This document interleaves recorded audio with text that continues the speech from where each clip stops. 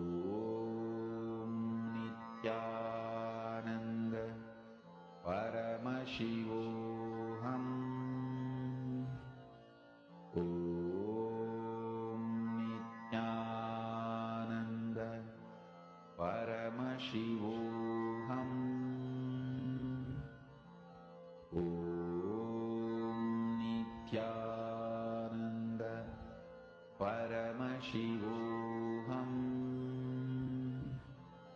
Om Nithyananda Paramashivoham. Om Nithyananda Paramashivoham. Om Nithyananda Paramashivoham. Om Nithyananda Paramashivoham. Om Nithyananda Paramashivoham. Please relax. Nithyananda Yes, how many of you have manifested? Paramashivoham. Let's see. I request each of you to post. How many of you have manifested?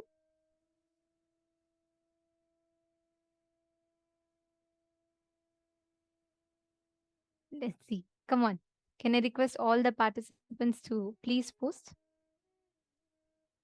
Actually, the moment you manifest, the moment you start manifesting this power, you will see some amount of healing completely happening in that part of the body. You will be able to feel it. Many times people say they feel like a tingling sensation in that particular part of the body. Or sometimes people even say like they experience a very unique cool effect, like as if like some cold air or breeze is, touching that part. So each one have different experiences about it. So it could be manifesting in any expression for you. That's not a problem. But share whatever experience you had when you manifested this power. What was the exact feeling, the experience that you had?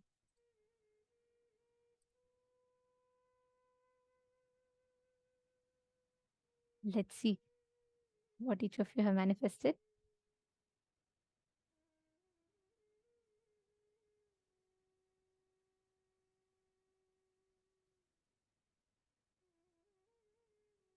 Ma Nitya Ganga, how did you experience when Ma Prithvi Prasad shared? And all the others, how many of you manifested this? See, understand, never take the power manifestation for granted.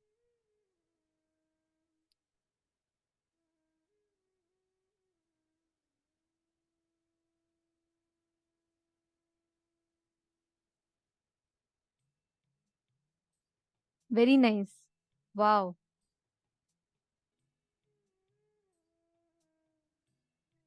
Yes, Ma Priyatma Surupini, that is true. If you make your digestion system strong, you will be able to digest any emotions. That's why the ancient Hindus, they were so strong. They could handle any amount of ups and downs and emotional imbalance that is happening in them.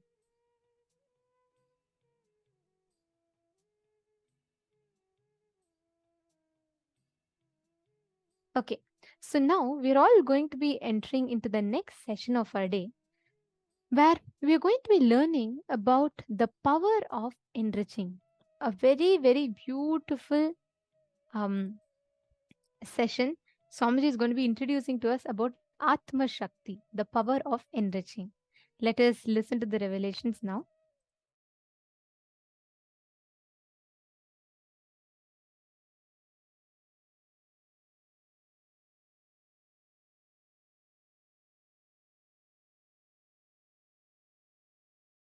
Paramashiva's message directly from Sri Kailasa.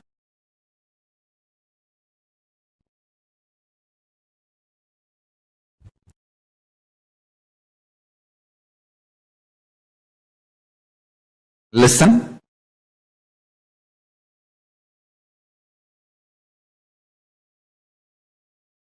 An entity, body, or being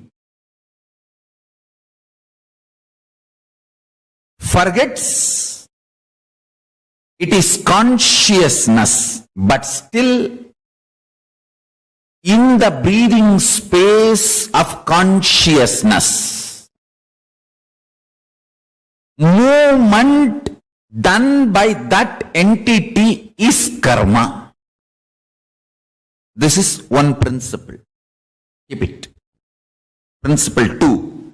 Listen. Length, when it becomes intense to the level it cannot be experienced just as a length, it jumps into the dimension of breath. Like if you keep line, infinite number of lines, then it cannot be measured, understood just by one length. It, by its very reproduction, understand? Reproduction is survival need. Anything which is alive has to be reproducing itself. Otherwise, it will not be alive. It's law of life.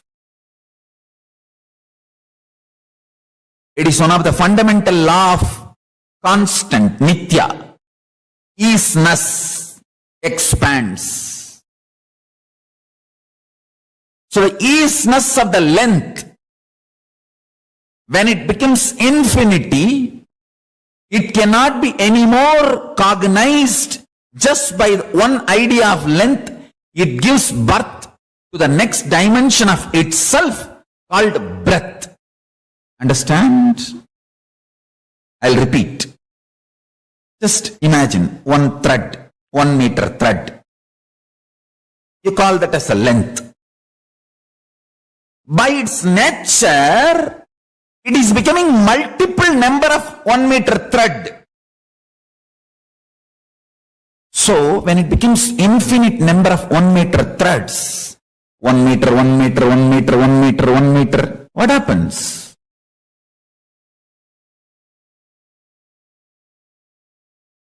It cannot be measured, cognized, understood anymore by this one dimension called length. So it gives birth to its next dimension, breath. So all the threads are kept. So now length and breath is formed.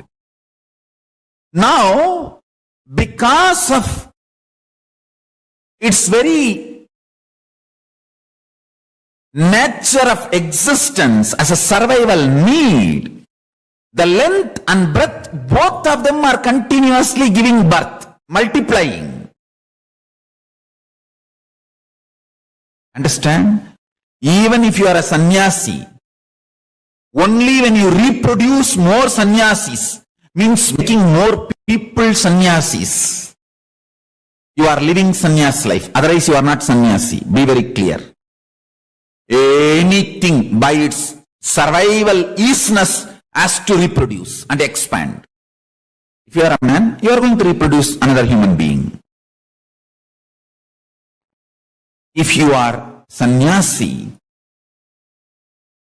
naturally you will be producing the consciousness of sannyas in so many people's life, and so many will becoming sannyasi.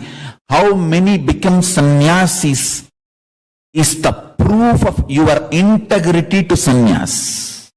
Understand? This is law of life. Success for a normal grihastha is what he achieves. For a sannyasi, success is what he inspires others to achieve. So, only if you are intensely making more people sannyasis, you are really in the easiness of sannyas. Otherwise, maybe you will be sannyas, not is sannyasi. See the way I sit giving darshan, that is called Paramashivam Golukkachi.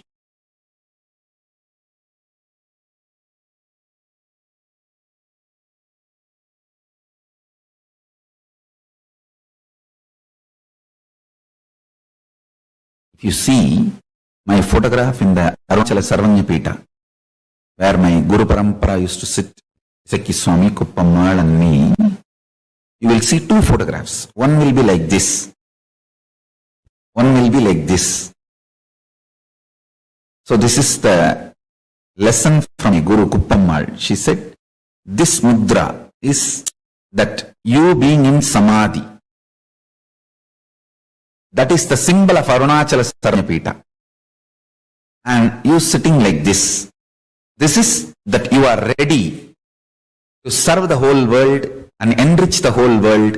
That is Paramashivam Golukakshi. Ready to deliver the responsibility of Sannidhanam, Gurumaha Sannidhanam, to share this knowledge with the world and enrich the whole world with this knowledge. That is the mudra, this mudra. So, every morning, I am here giving the Paramashivam Golukakshi and Paramashivam for my disciples. When science catches, understands what I am revealing, let them understand.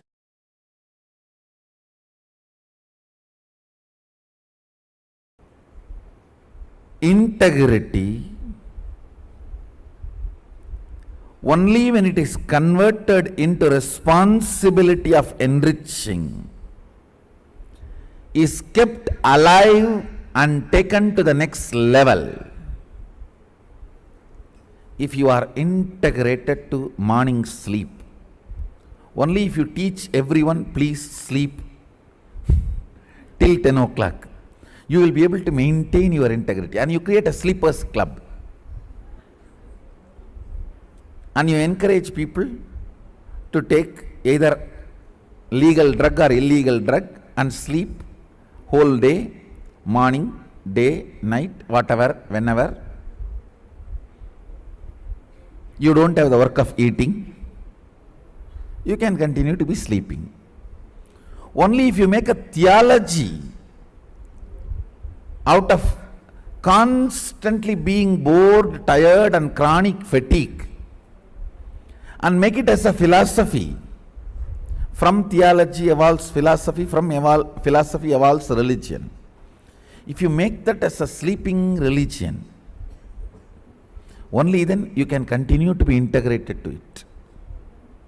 Otherwise, somebody may suddenly come and tell you, hey, morning doing yoga is good for your health. And you may change your attitude. And you may give up on the great religion on which you built your whole life. Morning sleep. What will happen?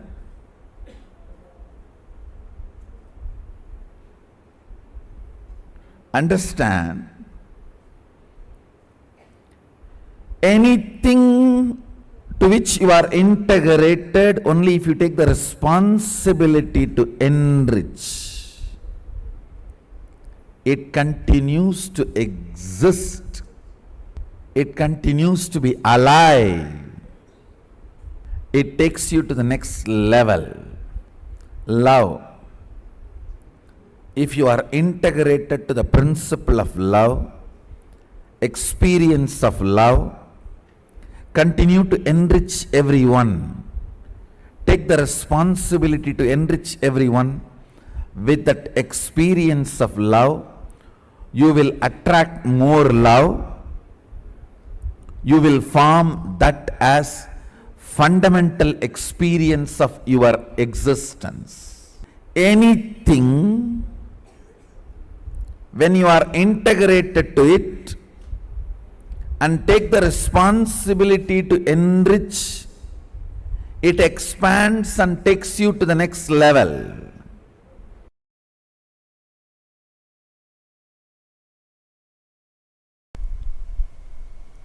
Fundamental principle is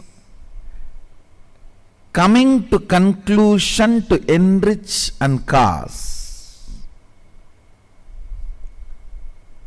Only if you decide to enrich and cause, energy will start oozing in your life. Energy starts oozing in you Only when you decide to enrich,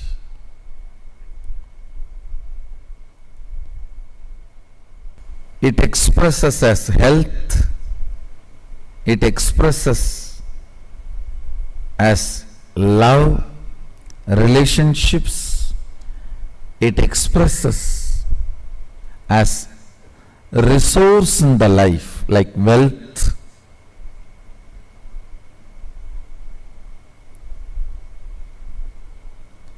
What's the biggest wealth, you know?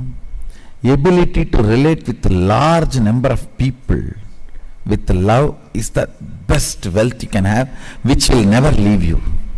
Understand? There is only two ways you can be wealthy. The organic way of wealthy is ability to relate with multiple people with energy. Toxic way of relating is ruling.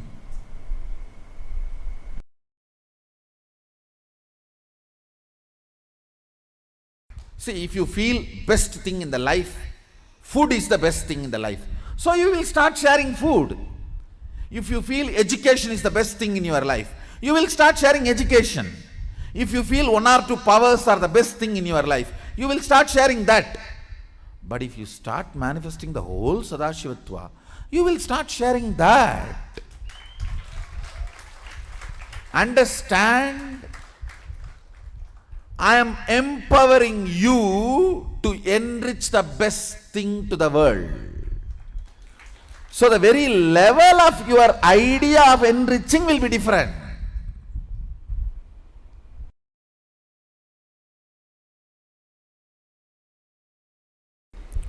There are some fundamental understandings about the cosmos. You commit to understand that and be integrated to that. That's all. Some of the cosmic principles. No one owns anything.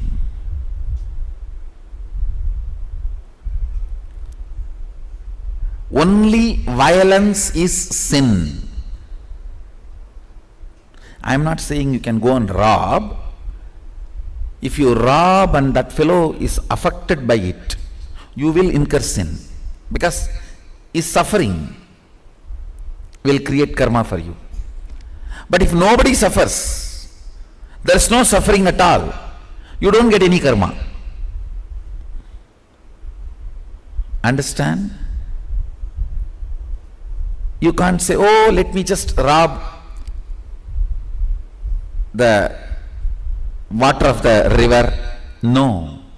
In Hindu tradition, even the river is a living energy.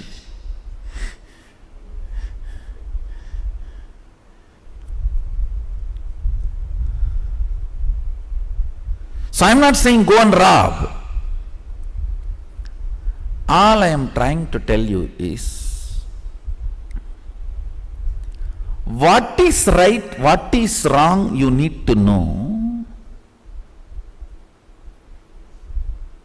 so you can constantly function based on cosmic principles.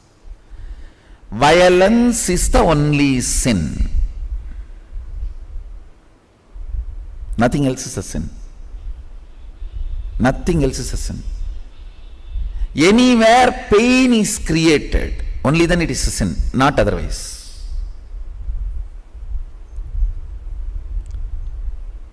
But if someone blackmails you, oh, don't do that, then I will become painful, that doesn't come as a karma to you.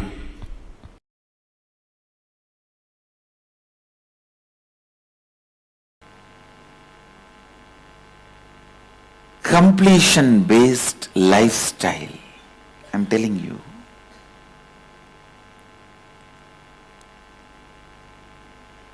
Constantly empower yourself. Constantly empower yourself. Constantly empower yourself.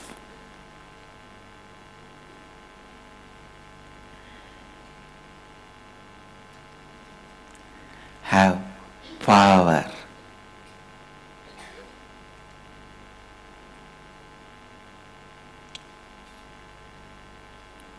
And go on empowering people with power.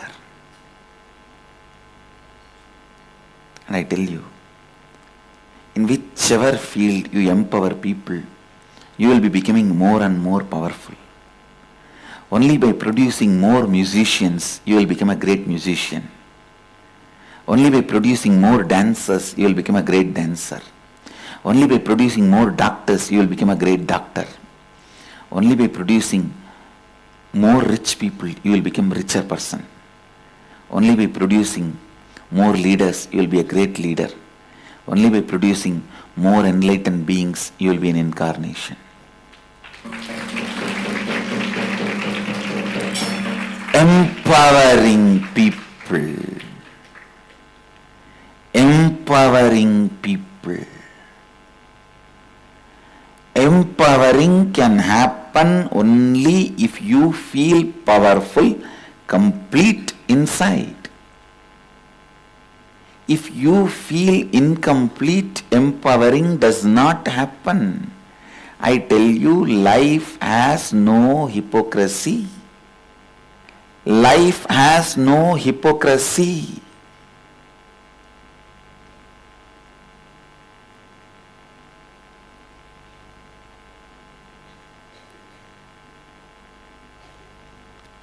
Life has no hypocrisy. I think this is the punch statement for all of you today. Meditate, meditate, meditate. Life has no hypocrisy means when you are authentic in empowering people, you will become more powerful. When you are authentic, enriching people, you will be more enriched. No, I'll believe all this, but practically I know if I make him big, he will become big and I will be small. This hypocrisy will only make you smaller and smaller, because life responds authentic way. Life has no hypocrisy. I am telling you,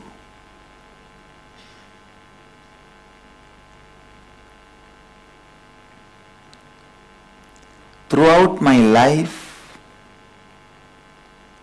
I was, I am, I will be always authentically enriching, empowering people continuously.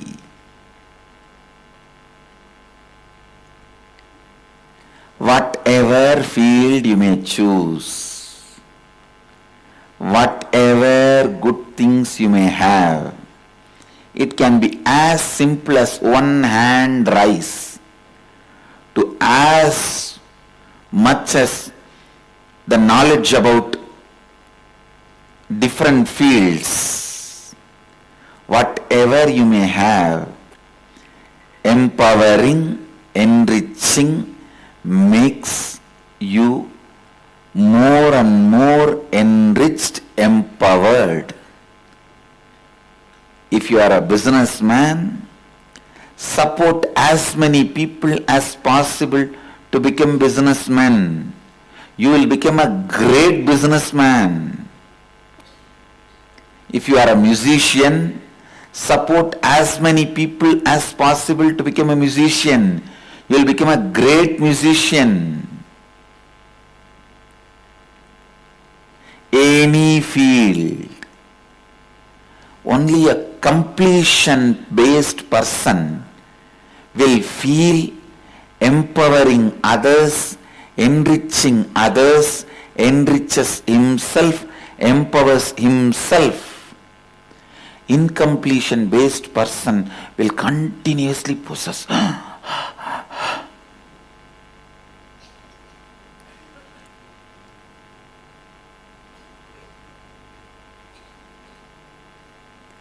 I tell you,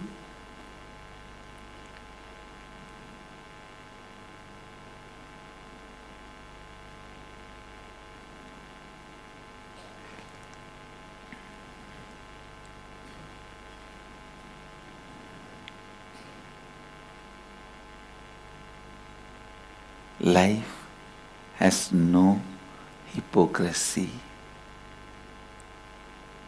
Life has no hypocrisy. Life has no hypocrisy. I really wanted all of you, all the devotees, to type this statement at least 11 times in your Facebook as a status and share it with all. Because this key need to be applied in every nook and corner of your life. If I just make this one statement as a cognition for all my kids, I am done. I am just done.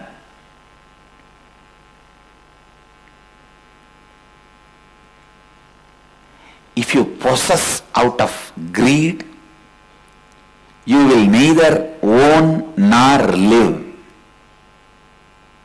If you control out of fear, you will neither have power, you won't even have the people whom you are controlling under you.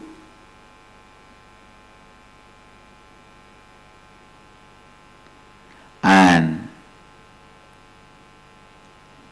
if you share out of richness, you will have more and more. If you empower out of powerfulness, you will have more and more powers. Life has no hypocrisy. Understand? I have always seen these disciples who are sincere, honest, standing up for empowering, enriching powerfully. They are showered so much. They always come back and say, Swamiji, gratitude, Swamiji, I am grateful. And these people who try to possess, inside themselves deeply they feel that insecurity and poverty and powerlessness, incompletion. How much ever they try to act outside, the hypocrisy is clearly studied by life. Life responds to them exactly as they are.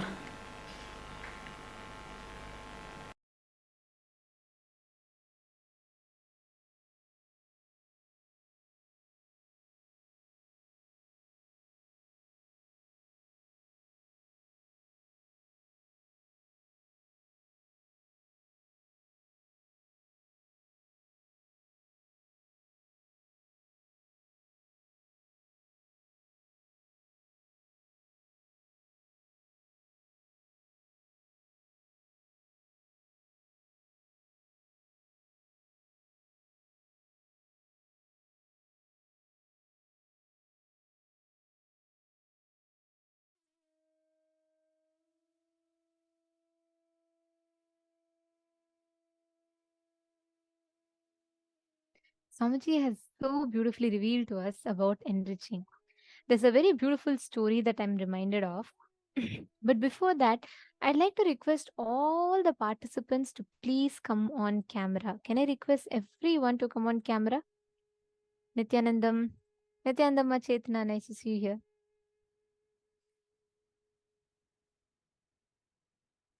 Can I please request everyone to come on camera? Ma Huri Wong, Ma Amsakala, Ma Shakuntala, Ma Huishen, Ma Bhavani, Ma Tanja Devarne. I'm seeing a lot of you are here, but not many of you are here in camera. As much as possible, please be in the camera. Always, please be in the camera.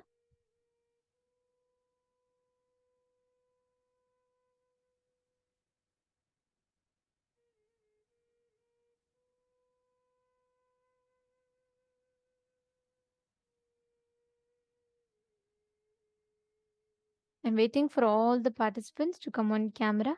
Please come on the camera.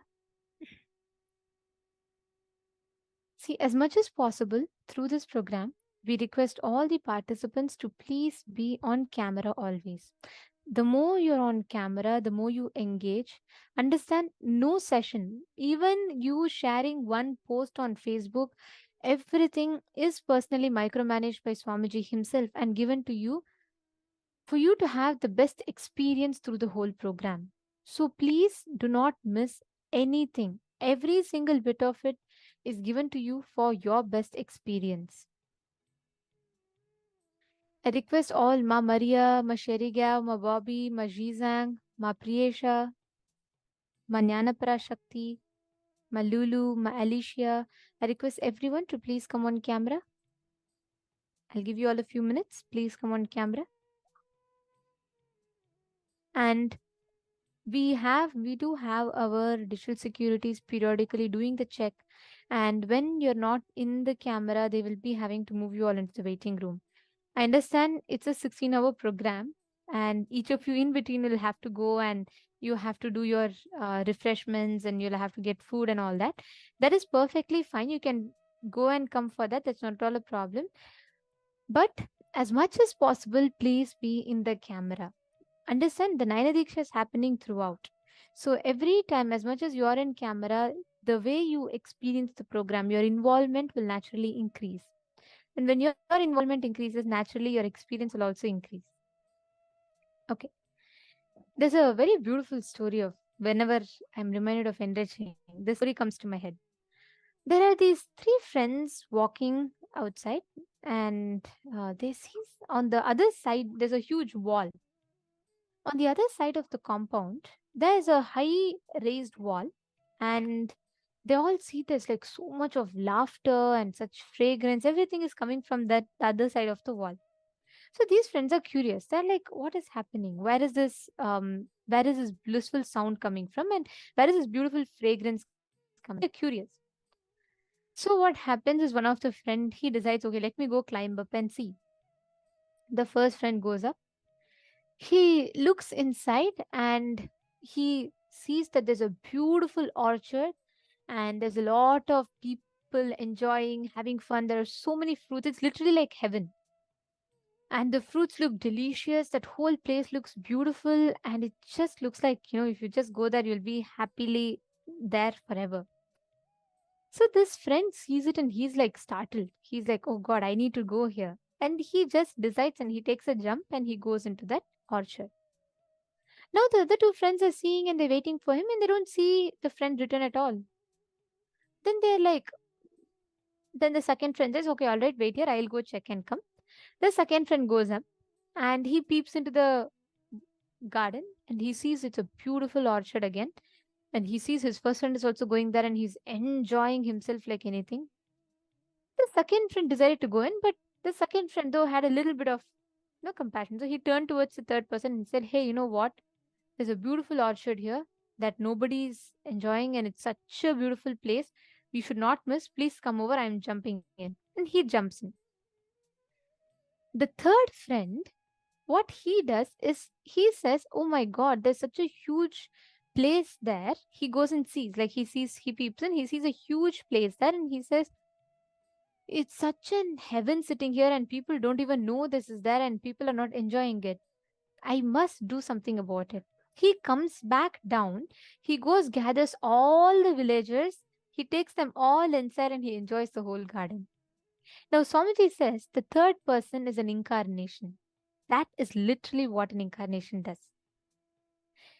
When he sees or experiences or tastes enlightenment, tastes the divine, he does not just take the jump. He comes back down. He gets all of us and he goes back up to give us that experience. That is what an incarnation does. That is what is enriching. Every one of us that are sitting here, whenever you are enriching is the way of life. Enriching is the only thing that empowers you from within to manifest everything that you want in life. See, from young age, actually, if you see children, right, by their nature, they're very enriching. They're extremely sensitive. They're extremely enriching. They don't harm others.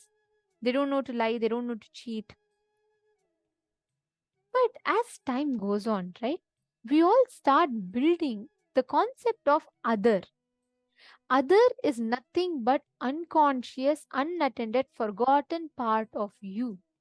The moment you forget you're the whole, you start separating yourself. You fall from the space of Advaita. You fall from the space of oneness. The moment you start thinking the forgotten parts of you is other, starts the struggle of life. So, all the struggle with the other is nothing but your struggle, your own struggle with the forgotten part of you. That's why Swamiji tells a very beautiful line. Swamiji always tells, the first thing is you're not a number for me. There is no vested interest. There is nothing which needs to come from outside to complete me. I mean, these are Swamiji's words. Swamiji says, when I do not look at you as a utility value. When you're not a number, you're a being for me. I attend to you as a being. Because I attend to you as a being, everyone feels their core is attended. This is from the time anyone that walks into Swamiji's presence, they'll always feel like, oh my God, Swamiji attends to me like so personally. Swamiji tells beautifully that is because Swamiji attends to us from our very core. Enriching is that core of our lives. Enriching makes us experience that very core of who we are. Stepping up your integrity, stepping up your authenticity and responsibility will always blossom into enriching. The third person could have also taken the jump into the orchard. He would have enjoyed himself probably. But something in him made him step back. He came back down and he got everyone together to go up there. That is enriching. That is the power of enriching. Now, to every one of you that are here, today, all of us are receiving this Apyayana Diksha, initiation to enriching. Anybody comes into your breathing space, enrich, enrich, and enrich. You will automatically manifest the best things of your life. That is the trade secret of the cosmos. The more you give, the more you get. It doesn't work the other way around. It doesn't work like, oh, I will give some, let me plan and strategize and give. No.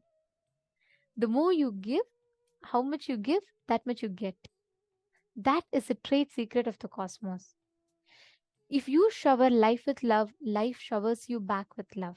If you shower life with strategies, you feel like, let me grab as much as possible, life will apply the exact same thing back to you. That is why enriching is one of the greatest thing that one can do in their lives. If you see, in Hinduism, right, there's a very beautiful tradition. Like I was brought up like as a Tamil Brahmin, right? In our culture, there's a very beautiful thing we do where every time, whenever you go to meet a relative or something, right, they'll always give you some money. Like they'll give you something. They'll say Vettala Pak like that. They'll just give you some tambulam, like they'll put and then they'll bless and give you something like that. And from young age, our our lifestyle, Hinduism, beautifully trains us to give. We always express our love by giving. If you are happy about something, you go and give, you go and donate to the temple, you go and do something. That's how it's always been. Because Hinduism fundamentally flourishes out of this one context of enriching, giving, giving, and giving, sharing. Understand, many of us in today's world, the first thing, any relationship, anything, it is always taught from the perspective of insecurity. That's why today divorce rates are going high. In Hinduism, the divorce rate is extremely less, not because women are oppressed, because really empowerment happens there. There's beautiful understanding. But today's day and age, everyone just some 2 minutes conversation, just straight divorce because there is so much of insecurity. There's so much of exploitation that happens. You know why? The fundamental context of enriching is lacking in the relationships. Leave others, even to your own self. The context, as long as you don't operate from the context of enriching, you will always look at life only from a trade and business perspective. What can I get? What will I get?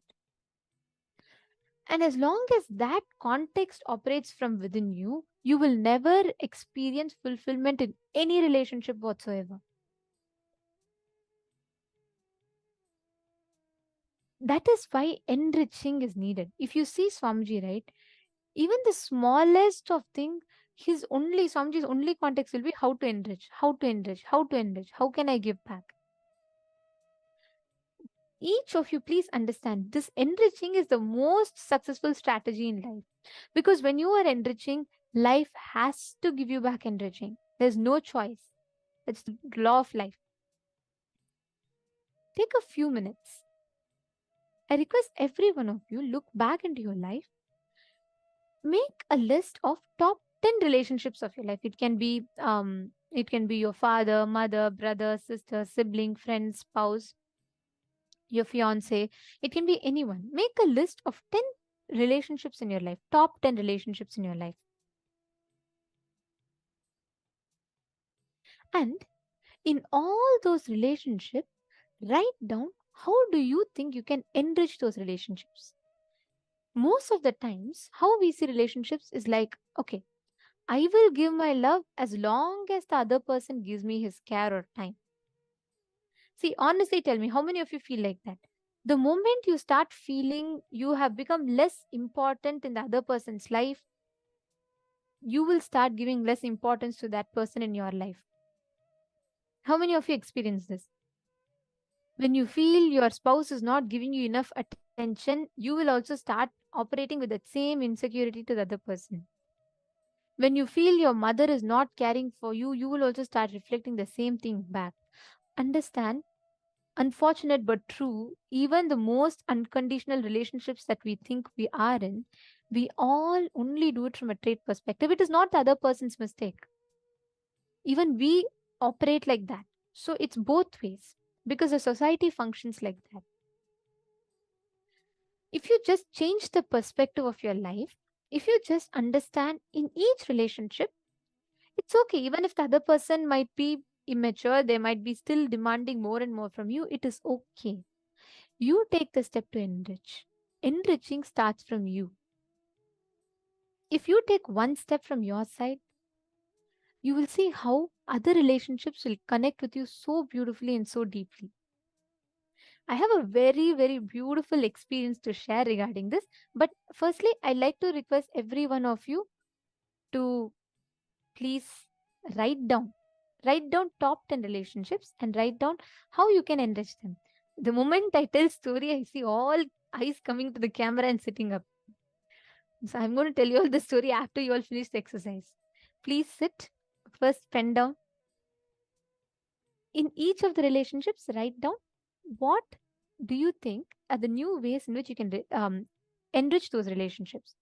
Even if it means like helping them, supporting them to do yoga, or reminding them for their life's purpose, whatever ways, write down.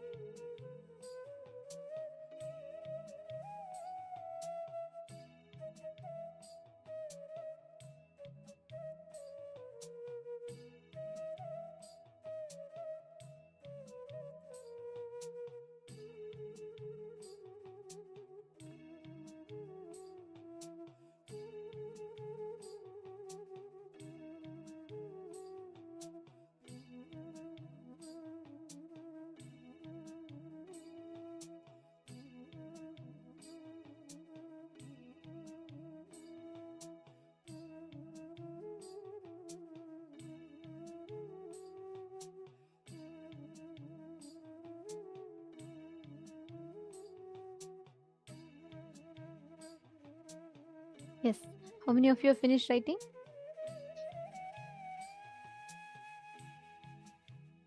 Okay. How many of you finished writing? How all you can enrich in those relationships in life? See, because most of the times we do it more like a business trade, right? We spend so much time trying to think or see about how you can do and what you can get out of those relationships. We almost always forget to see how we can add to those relationships. Even that adding context comes from most more of a like a guilt like space. Oh God, I have not ever thought about them, so let me also do something from them. It is not about victimhood, nor it is about grabbing. It is about enriching. Why do you want to enrich? Because you want to enrich. Whenever life presented even the most cruelest of situations to Swamiji only operated from the context of enriching. One of the most moving incidents for me, for the science of enriching, like how Swamiji stands by the principle of enriching, is when during the whole attack and illegal persecution, there was once the police officers had come they had come to illegally arrest Swamiji without an this thing. There was no complaint or anything, and they had come to arrest Swamiji. Imagine one of the most cruelest situations that could happen. At that time, when the police officer who had come to arrest Swamiji, he had a like a disc problem or something, and because of the travel, he had back pain. And as he was about to arrest Swamiji, he complained of back pain. Do you know what Swamiji did? We would have been like, what back pain? Let your whole body pain and you collapse. That's what our way of conversation would have been.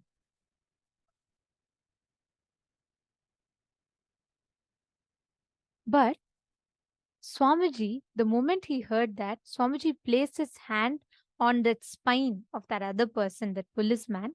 Swamiji said, don't worry, I will heal, I will take care. Swamiji put his hand and completely healed. That person was suffering from the back pain for so many years. And right after healing, that same person arrested Swamiji and went, and still Swamiji healed that person completely. This was all published even in the newspaper at that point in time. Imagine even the most, like what we call as the most painful, most worst situation in life could not make Swamiji stop enriching. Swamiji always stands by his principle of enriching so strongly. He always is enriching. No matter what happens, Swamiji enriches, enriches, and enriches. That's the principle that Swamiji stands by. Whenever in life we fail to enrich, life just becomes like a trading business trade. But business trade does not work in life. Always life operates from the space of completion. There's a beautiful story from the life of Ramanujacharya. What happens is once Ramanujacharya is a great enlightened master. He's the founder of Vaishnavite tradition, right? A very beautiful, very powerful master. It so happens that once in the life of Ramanujacharya, his guru calls him and he says that I'm going to give you a very special Mahavakya initiation. So basically, Mahavakya initiation is where when the master initiates the disciple to give the disciple the experience of Paramadvaita. Just like means it can only be given by a master to others. So the guru tells, see, only I can give this initiation to you, but you should not share this mantras to anyone. The moment you chant this mantra, you will go to heaven. If you share this mantra, the person who hears it will go to heaven, but you will go to hell. And if we get something like this, what you'll do? You'll be like, why will I share firstly in the first place? It is my trade secret. It is my best power that I have. So we'll do all copyright claims with it and we will say, I will have all rights over it. That's what our response would have been. But do you know what Ramanujacharya did? The moment he receives the mantra, he runs to the tallest building, naturally the temple. He runs to the temple at that point in time, gathers as many villagers as possible, gathers all of them together, and he screams out the mantra loudly to everyone. He says, Om Namo Narayanaya. He tells that mantra again and again and again, such that everyone hears. People are all like, they're all surprised. They're like, it's a Mahavakya you're giving us. That is great, but you will go to hell. So the Guru gets to know this, and he runs and comes to Ramanujacharya and he asks, why did you share this mantra? Do you not know you will go to hell and they will all go to heaven? Then, very beautifully, Ramanujacharya says, the moment I knew that just by listening to this mantra, they all go to heaven, that is enough for me. I will share this mantra to as many people as possible. I have no problem even if I go to hell. That moment, the Guru beautifully tells him, Oh Ramanuja, you are already in the highest of heaven. This just shows your intensity to enrich. The moment you went and enriched purely from the spirit of enriching, you are already in the highest state of heaven, and everyone else who heard it also are liberated. That is the beauty of enriching. Enriching has no law. There is no law of life. There's no law of this thing. It is just a natural flow of life, the flow of our being. Enriching, life stands for enriching. Swamiji beautifully tells, right? L-I-F-E. Life is for enriching. Whenever you stand, whenever you enrich the others, anyone that you enrich, they will just become a part of you. Enriching others is the greatest sacrifice you can do. Enriching yourself is the greatest sacrifice you can do. Only when you enrich yourself, you can enrich others. If you yourself are doing, if you yourself keep putting yourself in incompletion, you can never enrich yourself. Only when you enrich others, only when you enrich yourself, you can enrich others. That's a law of life. Now, there's a very beautiful session that we are going to be entering into, and today we are going to be having the live darshan starting very, very soon, like just about 1.5 hours or so. We'll be having the live darshan, and we are going to be preparing these sessions as preparation for today's initiation, so do not miss. And please invite any of your friends, family members, anyone that there is, you want to invite them for darshan, please go ahead and invite. Let them not miss this very, very beautiful preparation process. Today's initiation is going to be a very powerful one, so they should not miss it. Please inform them, invite them, let them all join as well. Now we are going to be entering into a very beautiful session where we will understand how enriching yourself leads to enriching others.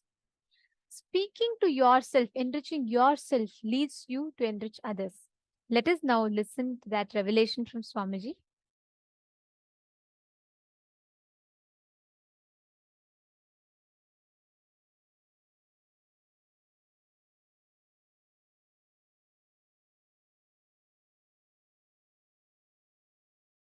Inner space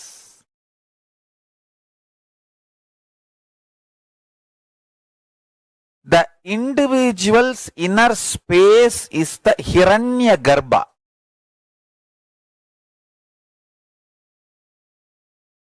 For individual's life to manifest.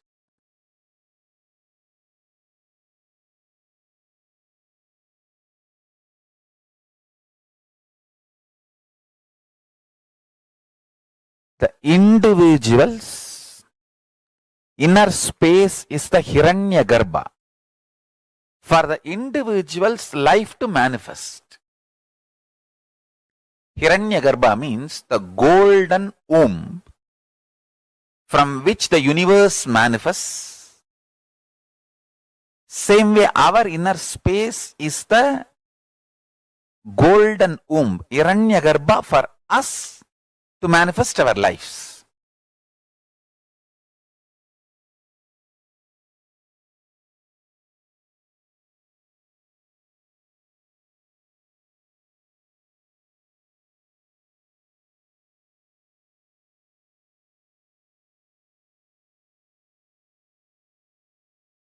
The Hiranyagarbha should always be joyful, celebrating.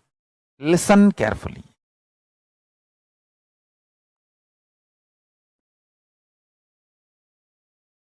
poor are those who get affected by the words of others. Stupid fellows. You will ever be poor as long as you are affected by others' words. Money is only one aspect of richness. Money is economical aspect of richness, not the life aspect of richness. Life aspect of richness is what you experience and enjoy in your Hiranyagarbha. Listen. What you enjoy as you in your Hiranyagarbha, life in your Hiranyagarbha, that is richness.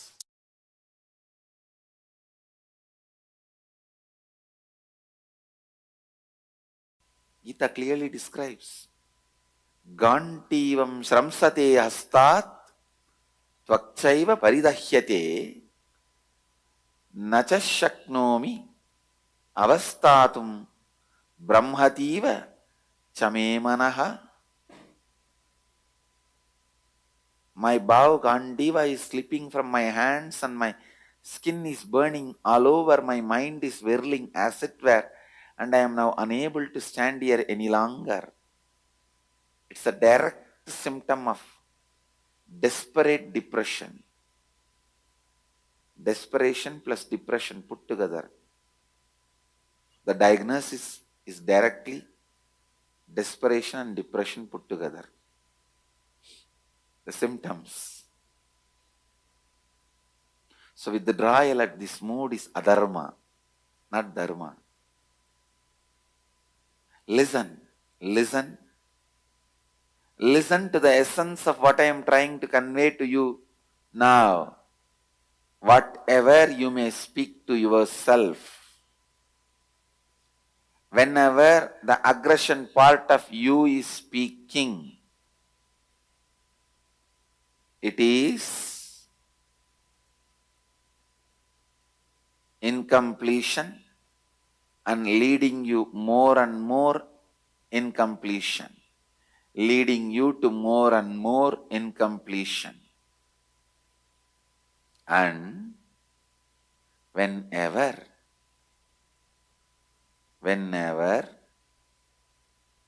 you are listening, whenever you are listening,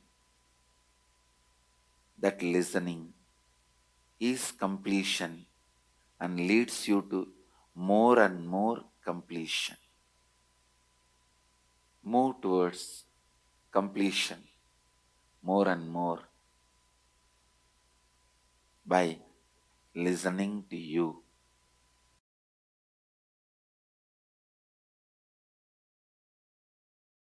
Completion solves but does not dissolve.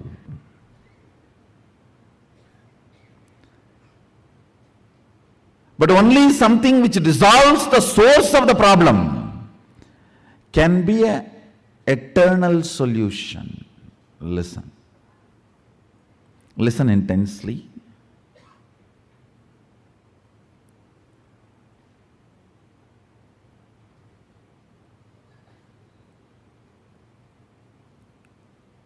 Dive into your depth.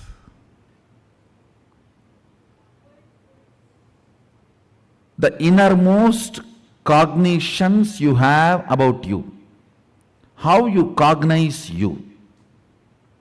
Sit with yourself seriously and ask, do I really want to transform? If you are saying yes to you, then do it. Who is stopping you? Ability to speak to yourself, convince yourself, is what I call tapas.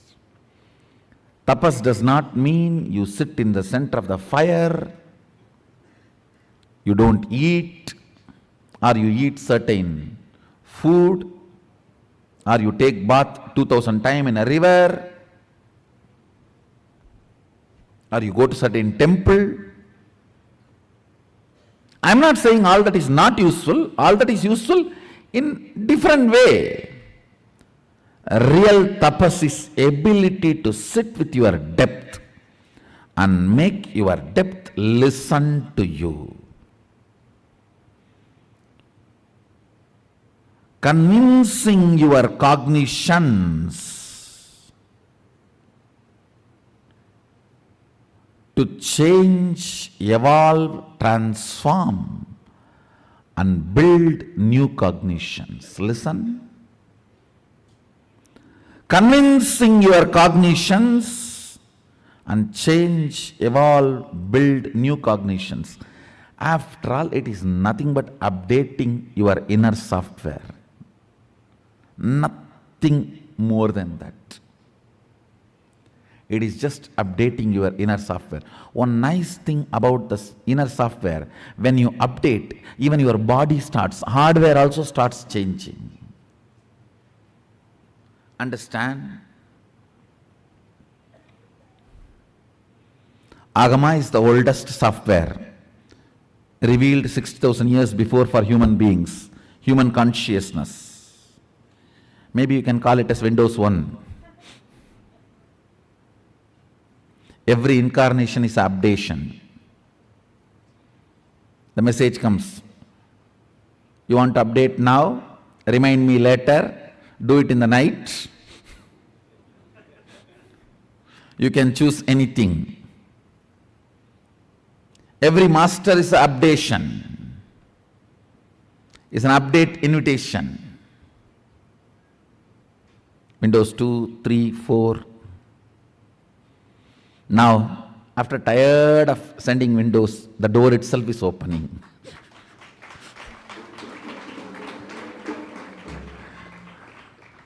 I am not Windows 10, I am door.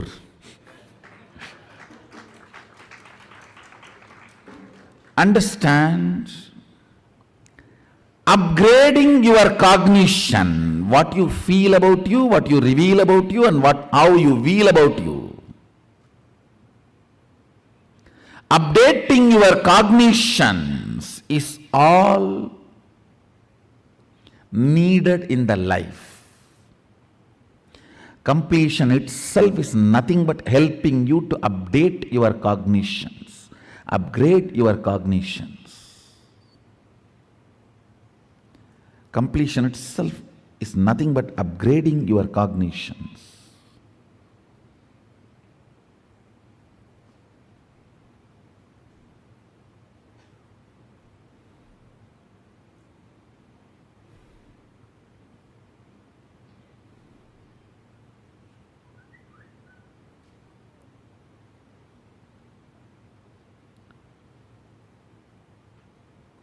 I'll give you very simple, straightforward, few understandings, which you don't need to practice. That is the problem. Anything you do not need to practice, you don't respect it. Only if you are tortured, you think you are given big things. No, really. The cognitions I am going to share, you do not need to practice, you just need to chew it, like chewing gum. While you are sitting all by yourself, just chew it. Yes, seems to be right. I think this guy is cool. Maybe he is speaking to me only. That's all, just chew it. Does not need to practice. Listen, basically,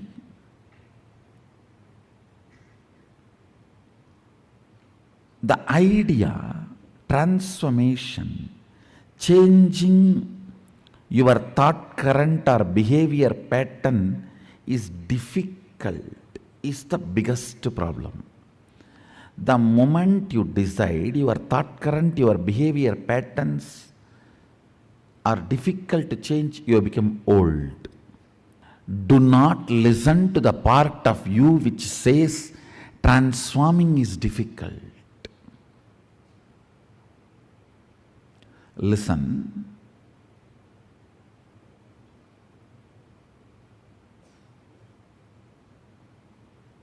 the first cognition you need to break is the transformation is difficult and it's not for me. I just came because so many people came. I came because my neighbor came. I came because my opposite house person came. Wherever he goes, I go and see what is going on there. So I came behind him.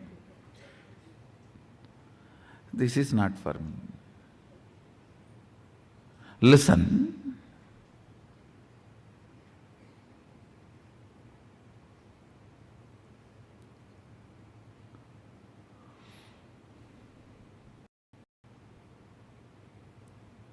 You come to the conclusion transformation is not for you because you tried stupid, foolish methodologies. If you try to pull your shoes and fly, you may try 3 times, 4 times. After that, even if the private jet, flying is not for me, I already tried. I tried 10 times, it is not happening. Pulling your shoes and trying to fly, getting into the private jet and flying, both are totally different. Understand, word may be same, but action is not. So trying to blow your nose and do some kriya, jiknak, chakbuk, some technique teaching and you tried transformation. And now when I say transformation is easy through cognition, you're saying, no, I tried all these many years. I am a lifetime seeker. No, I'm really surprised. People are having a big title and they are even cute and feeling proud about it. I am a lifetime seeker. A lifetime sick means, is a proud?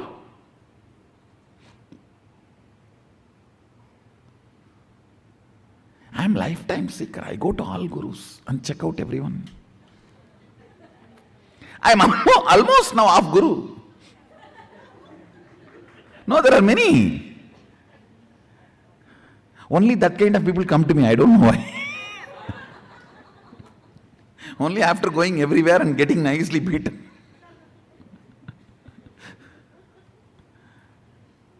Understand.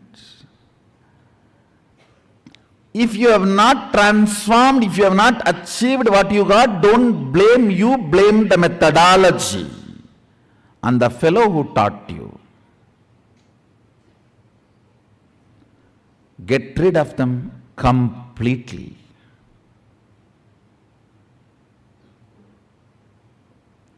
Listen, trying to pull your shoes and fly, getting into the private jet and flying is totally different. So, this cognition that I cannot transform or transformation is too difficult, I have done everything, I tried everything, it is not working for me, that needs to be broken first, very seriously.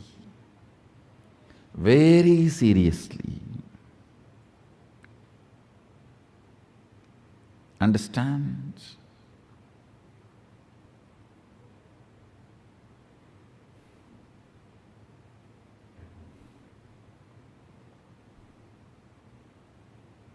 Very seriously, it needs to be broken.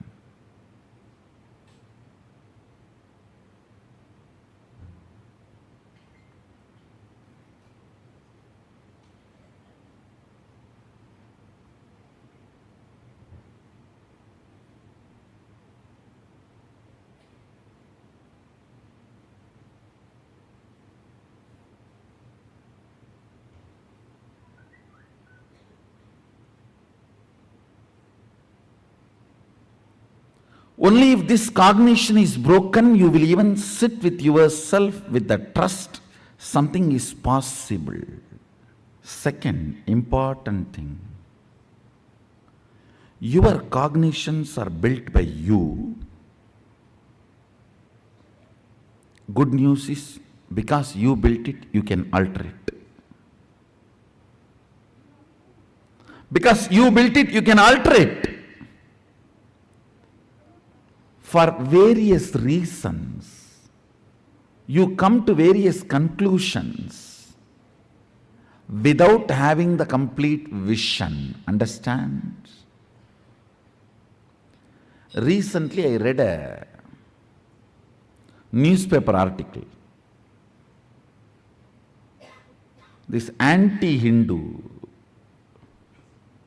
newspaper in Tamil Nadu, they have written an article that anybody builds temple in Tiruvannamalai will go to jail. Oh God. There are 1,000 temples in Tiruvannamalai. Now I saw the foolish logic, how they are trying to establish a theory. They said, from Tiruvannamalai, 8th kilometer, one person built one temple. His brother-in-laws, son-in-laws, daughter-in-laws, elder sister went to jail. Then near Tiruvannamalai, one person built a temple. His great-grandfather's distant cousins, brothers, sons, one of the payan went to jail.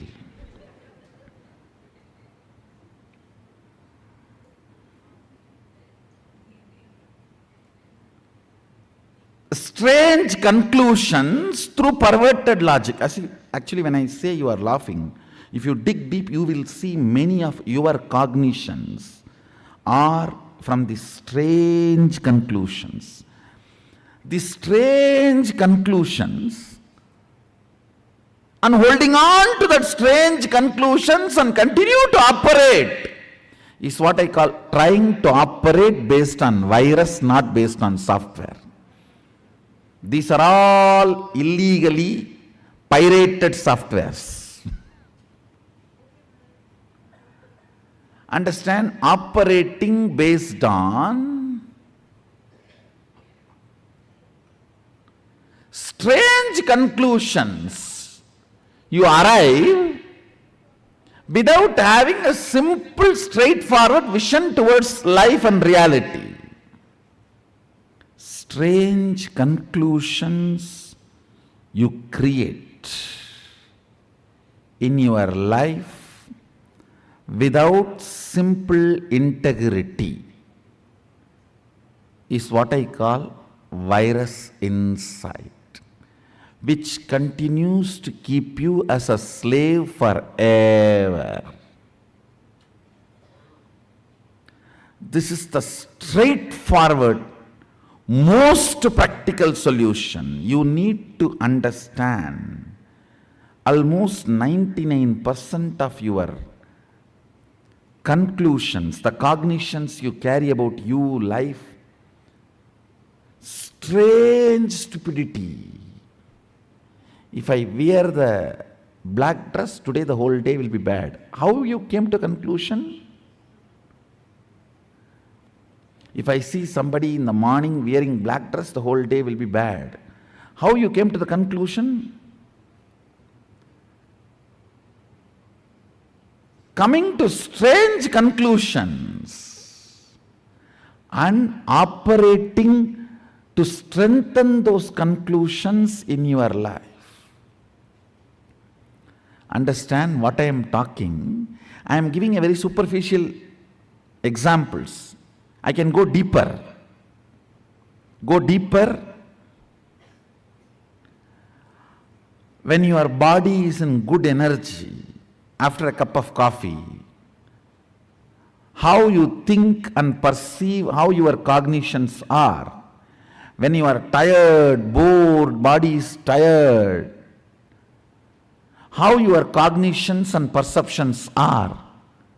See, your cognitions, your irritations, your inspiration or boredom is not logical.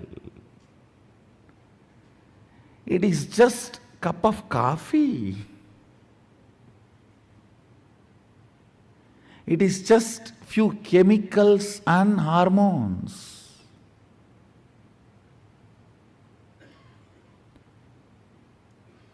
Distrusting your cognitions and trusting integrity as your software. Listen. Just disowning all your cognitions, deciding to catch up with the integrity. Integrity means I'm defining. Every thought current you cherish, you should put your whole being to fulfill it, because every thought current you cherish is a promise you are giving to yourself. Either you put your whole being to complete it, fulfill it, or you drop it and complete it.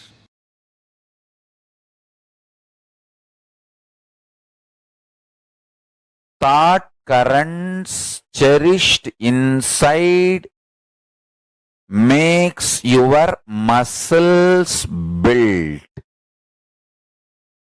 Thought currents cherished inside makes your body and mind. Thought currents cherished inside awakens your enlightenment.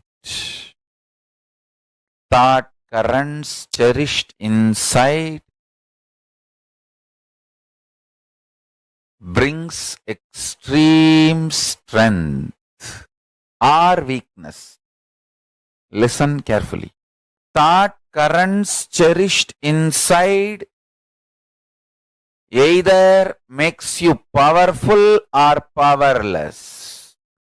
All my balasans should take this lesson.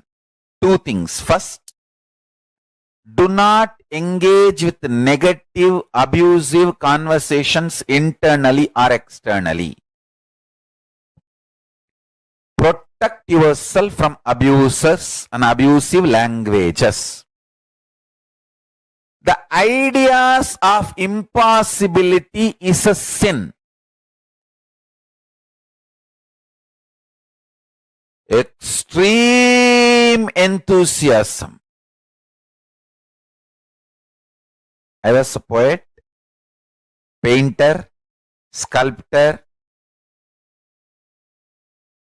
I used to do all this, playing with multiple balls and knives and bottles. Don't play with knives, but you can play with balls. I used to play with 10 balls. In English, I think they call it juggling.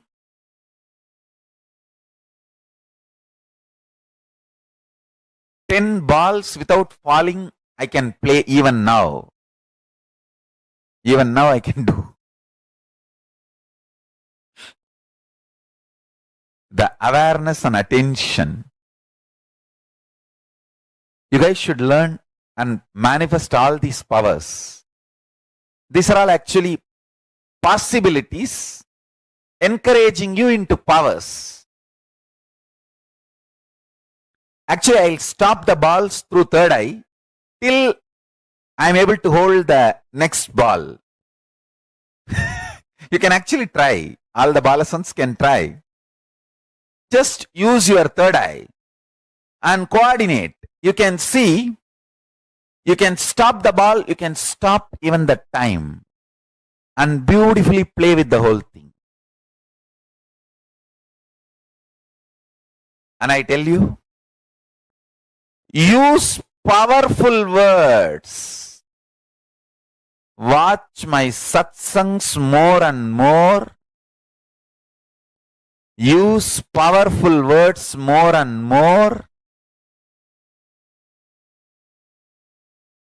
Write poetries. Paint. Sculpt. Make deities. Manifest all your possibilities.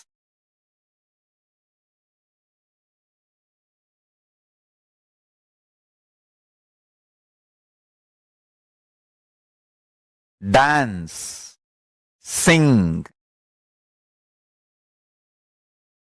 manifest all the 64 hearts of Hinduism. I always used to have a bow and arrow and practice archery. My family used to say, we thought this fellow will become sannyasi, but why is he all the time with a bow and arrow? Understand? bow and arrow manifests multiple possibilities and powers in you. Anybody practices archery will have third eye possibilities awakened. And if you have third eye powers, you can do extreme things in bow and archery.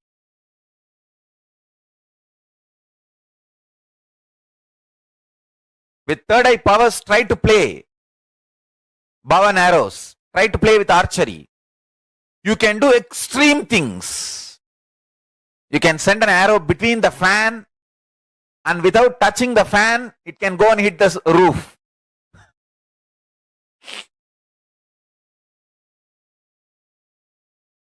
Through third eye, you can just stop the fan and send the arrow between the fan wings to the roof. I used to do all that.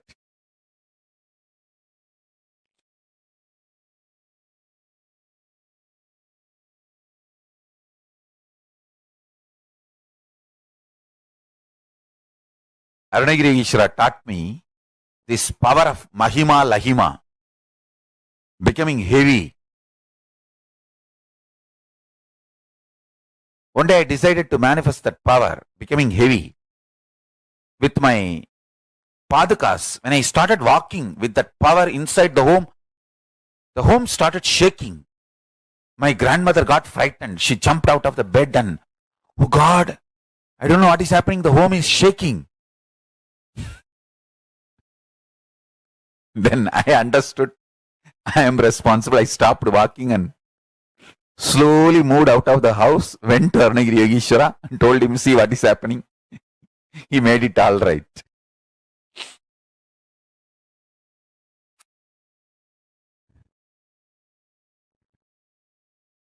I tell you guys, be extremely energetic, active, use positive words. Stop abusive words entering inside you. Stop negativity entering inside you. Be hyperactive.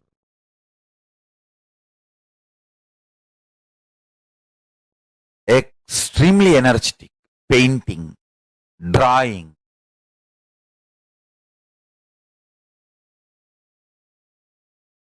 sculpting,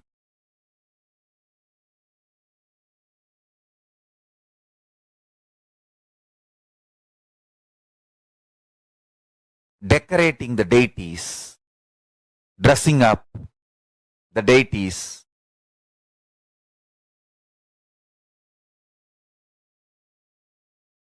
start manifesting.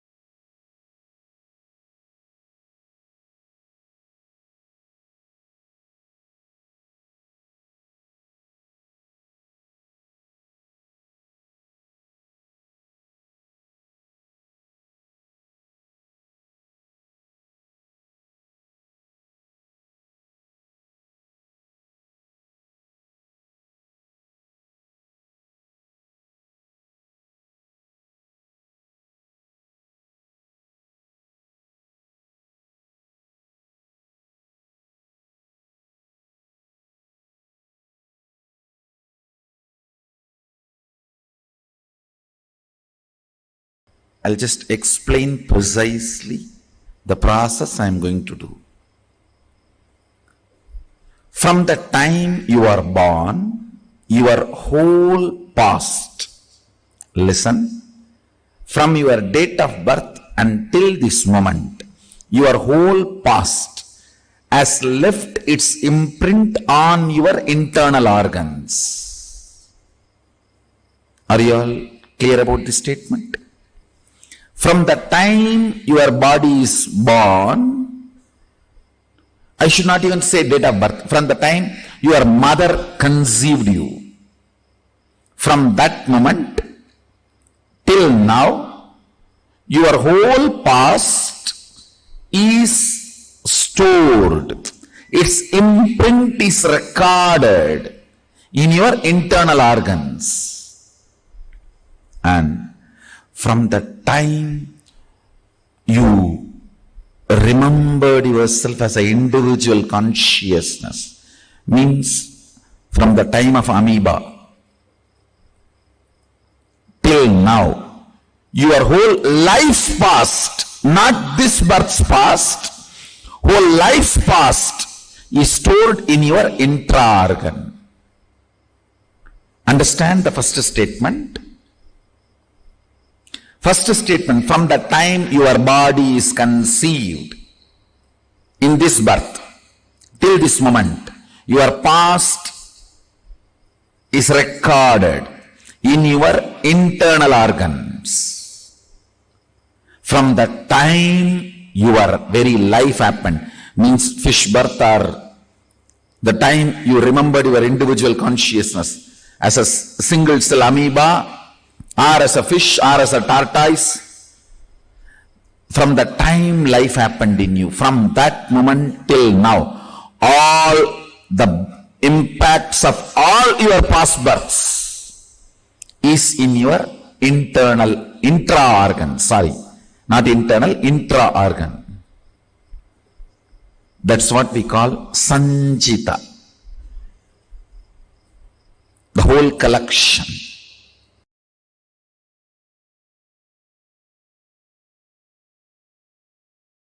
When Karna does Dana, he gives whatever is there.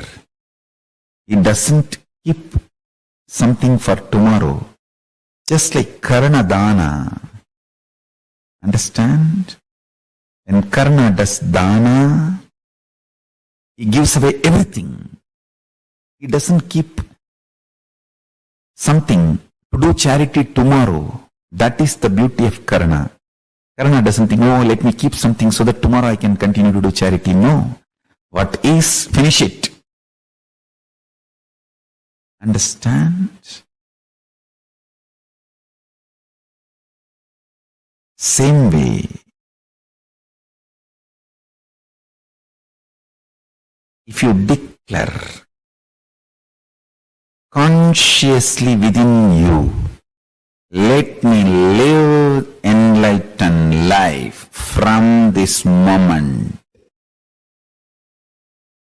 all the unconscious patterns and negativity you developed loses power over you. Understand? For example, if you declare, let me become pure vegetarian from this moment, all the toxins you developed in your system due to non-vegetarian food melts away. Only if you fail and start taking non-vegetarian food again, those patterns come back.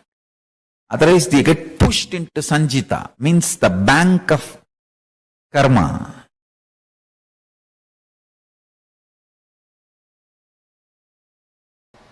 For the right strategy to happen in you, you need to be informed of these basic truths. Sarvam Brahmopanishatam. Everything exists as consciousness.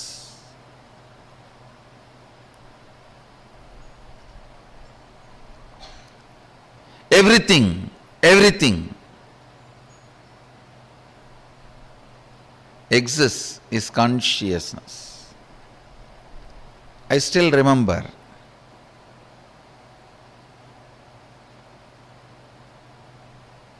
I was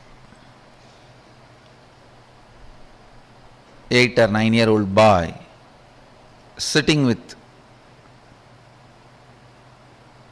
two of my gurus. I had the fortune of having 4 or 5 gurus continuously making all their time and energy available to me. So 2 of my gurus, I was sitting with 2 of my gurus, and the temple bell rang. The lifestyle in Arunachala is so beautiful. You know it is morning only when you hear the temple bell. You know it is breakfast time by listening the crackers in the temple. Every puja, there will be temple crackers. All the 6 pujas, there will be temple crackers. Only listening to that sound we know the time. So the temple bell rang, means Nevedyam. The food is being offered to Sadashiva.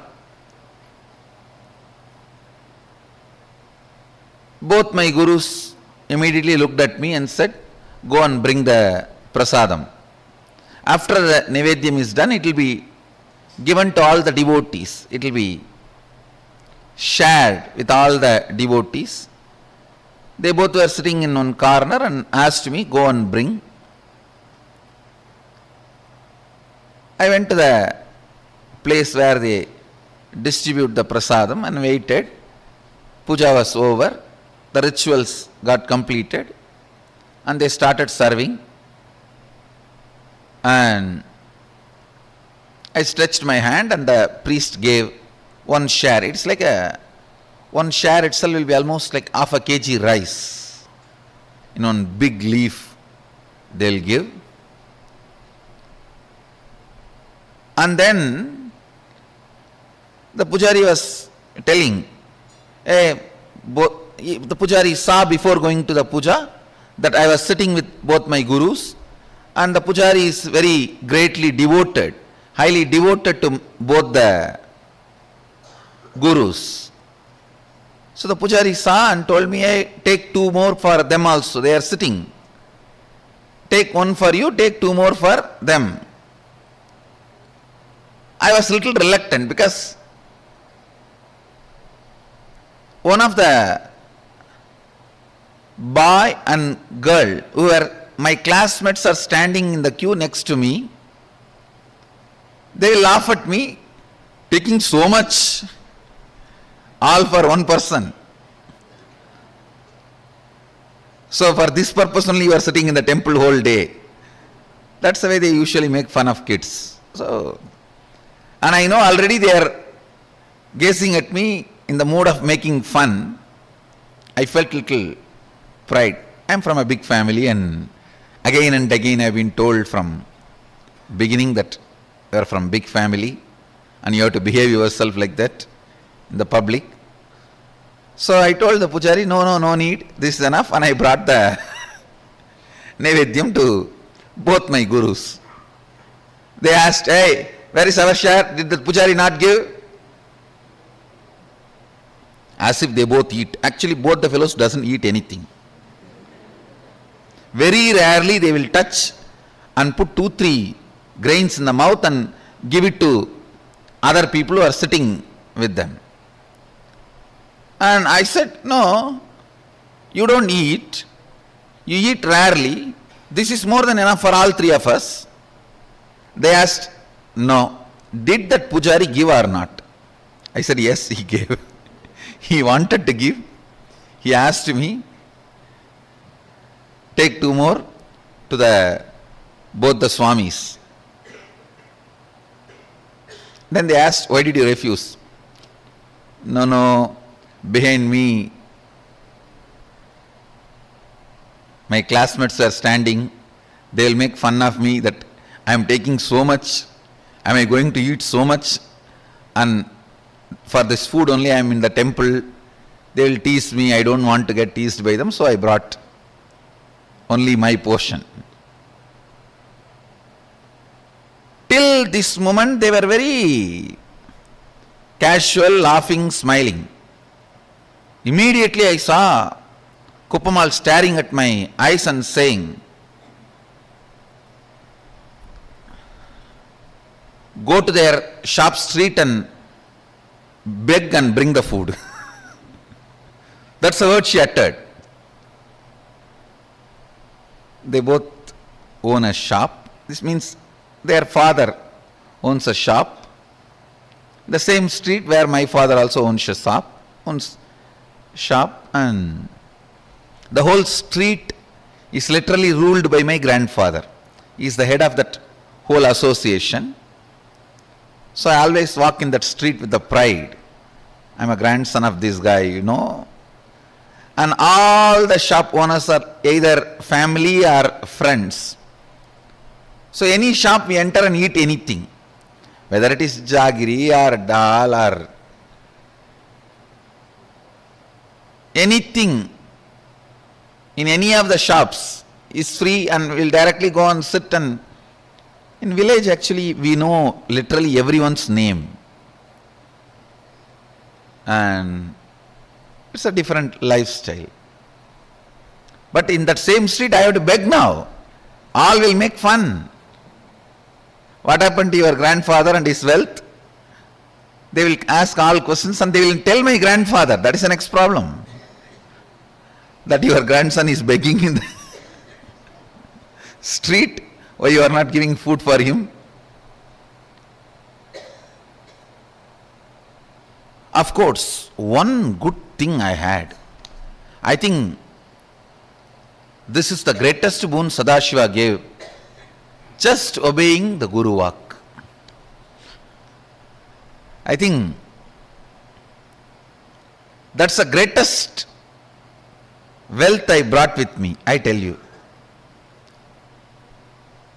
The future may think, future may describe various things as my main contribution. Some may say my Gurukul is my contribution, and some may say the science of manifesting powers is my great contribution. Some may say science of enlightenment is my great contribution. But I tell you, the greatest thing I brought, which was useful for me, is surrender to the Guruvak.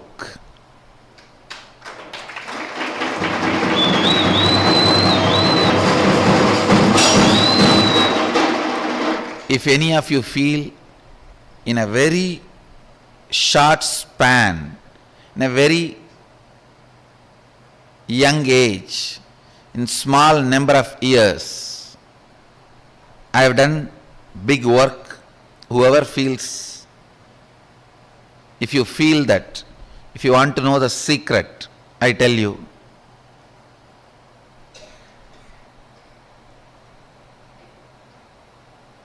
complete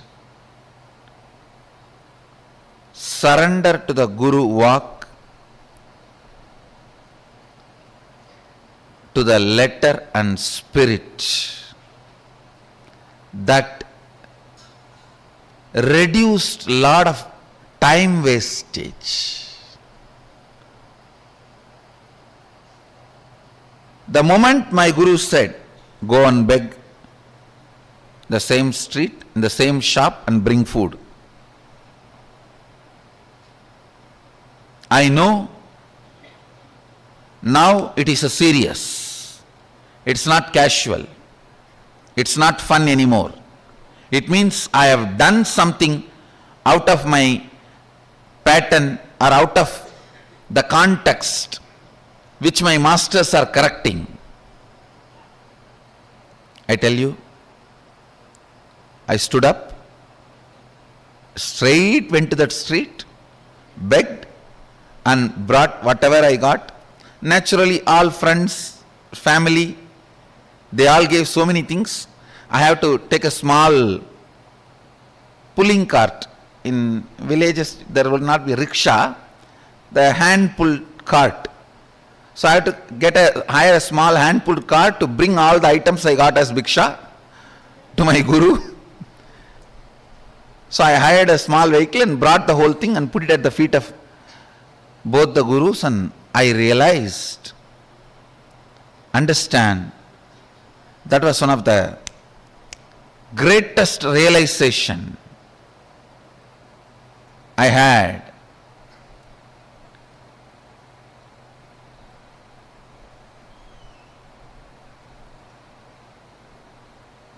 I should not be bothered about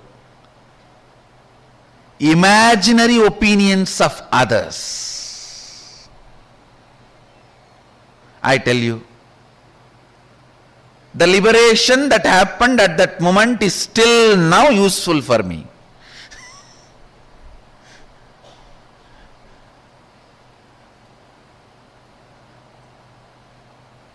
Next day I had a chance to talk to both my friends.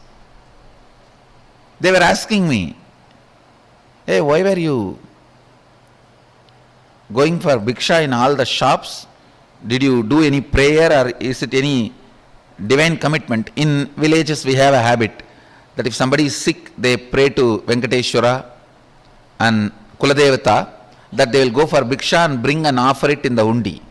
Still we do that.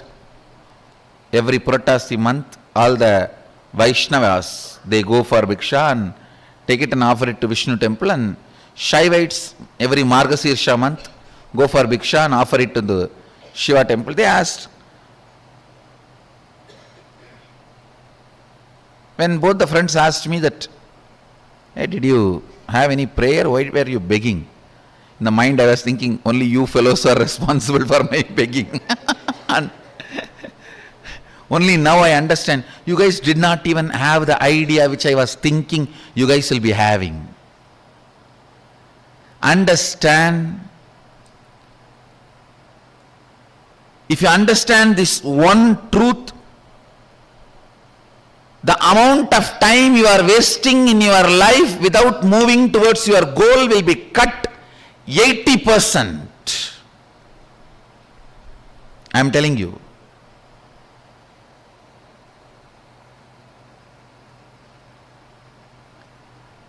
My idea that this is what they will be thinking, even though they are not thinking, and even if they are thinking, that should not be postponing or pushing my decisions and my actions. But imagining this is what they will be thinking and not doing what I am supposed to do. Please understand, this is one of the most powerful, sickening patterns in which all of us are stuck. Sickening pattern. Yes, if I worked on completion, I myself would have got out of that pattern, but when I am 50, fortunately, I had that implicit surrender to Guruvak. It only took 50 minutes for me to get out.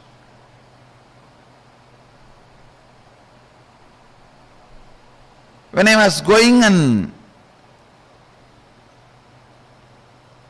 doing bhiksha, I just know the pattern. There is some pattern, that is the reason, some reason. Something is not right in me, that is the reason I did not take that prasad and just come and came back.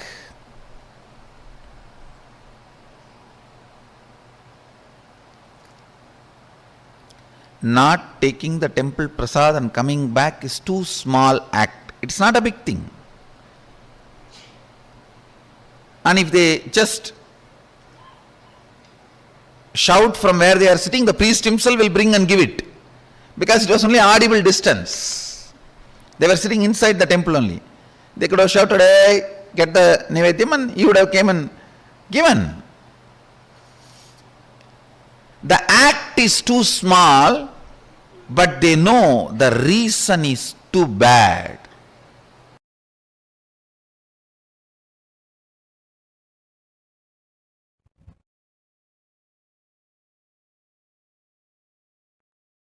Paramashiva is real. He himself came as Arunagiri Yogeshwara and gave himself in oneness to Nithyananda Paramashivam. And Nithyananda Paramashivam is giving that to me. Just these three cognitions. And simple attachment.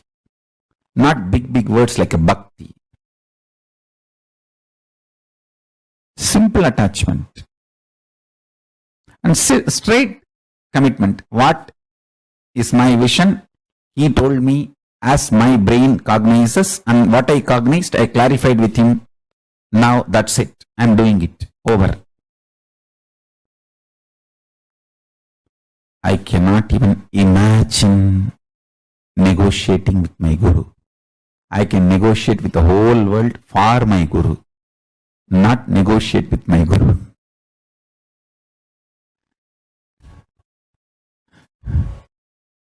That is what I call simple integrity. Straight. I am committed to him. I'll do what he said. Over. No question of negotiating.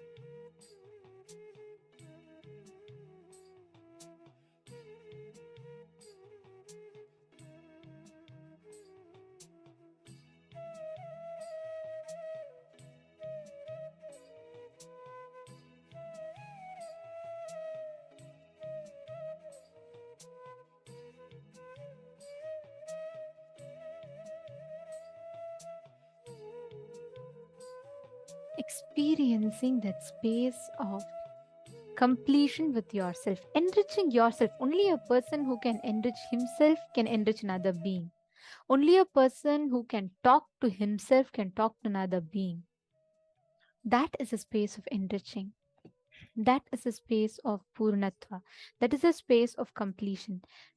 Swamiji gave such a powerful technique in the last two sessions, where Swamiji explained, revealed to all of us, when you just start talking to yourself, you will be enriched. The moment you enrich yourself, you will start enriching others or those around you.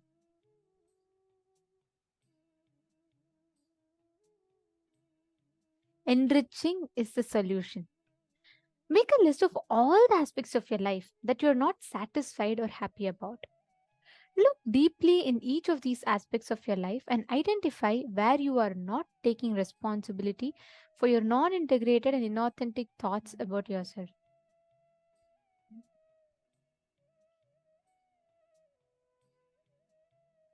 Just look and attend to those parts. Bring integrity to each and every part of them. Write down what are the new thoughts, words, and actions that you are going to be cherishing instead of that.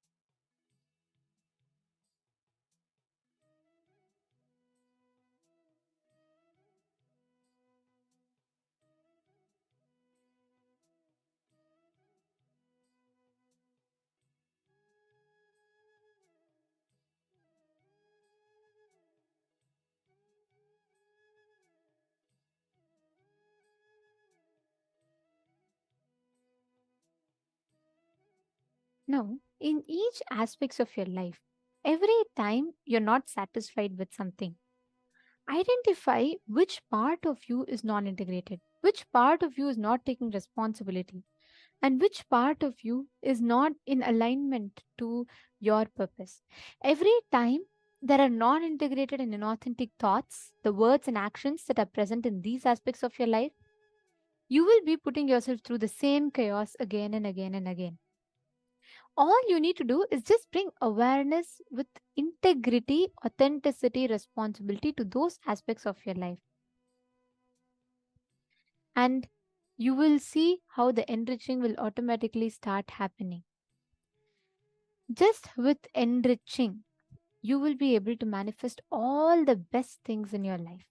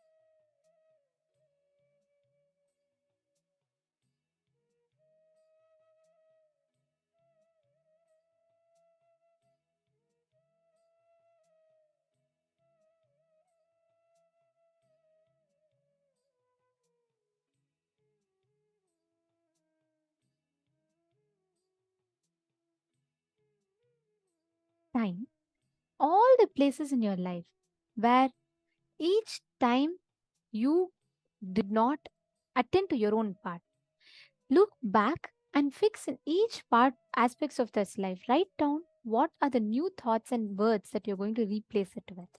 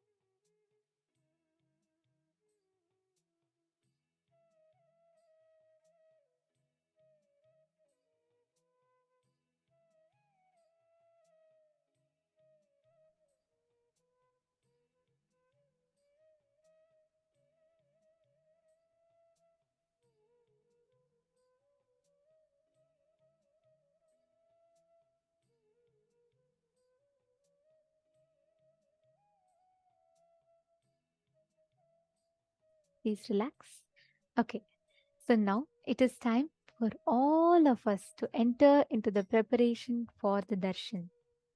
To all the participants, every one of you that are here with us, I request all of you to please settle down and please come on camera. Today we have a very, very beautiful initiation, a very special initiation, the initiation into Apyayana Diksha. I request all the participants, every one of you, to please come and settle down.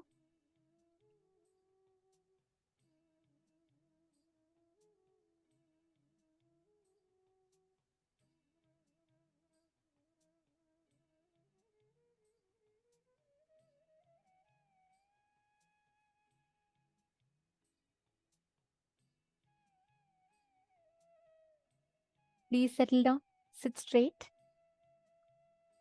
Actually, darshan is one of the most profound, one of the most beautiful happening. Just by experiencing that space, just by manifesting that space of oneness, just by seeing the avatar, we get to experience that space of oneness. I request all the participants, every one of you, to please sit straight.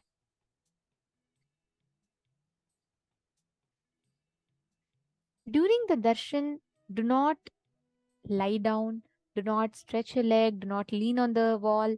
Please understand, darshan is that powerful space where you manifest that space of oneness as an experience inside of you. Today, all of us are having the darshan of Bhikshadana Murti, the form of Paramashiva, where he manifests to remove the karmas of all the rishis, liberate them, and give them enlightenment itself. This is one of the most beautiful forms of Paramashiva, wherein he manifests to bestow the rishis, the Saptarishis, with enlightenment. Just when you sit in the darshan, right? Just merely by being in the presence of the avatar, you will experience that powerfulness manifesting through you. You will experience that intense awakening of Kundalini. You will experience the manifestation of enlightenment itself. And especially today, we all have the Apyayana Diksha. And in today's initiation, Swamiji is going to be liberating us from all the karmas that we have. And Swamiji is going to be blessing us, bestowing us with the ultimate space of enriching your ability How to many of enrich you, yourself and others. yes, how many of you learned what karma is today? You all understood such a powerful revelation Swamiji had given to us about what karma is, and Swamiji had explained to us about how we are stuck in the karma chakra, right? How many of you feel like, yes, I really want to break free from those thought currents that I'm stuck in? What are all the clicks that each of you have?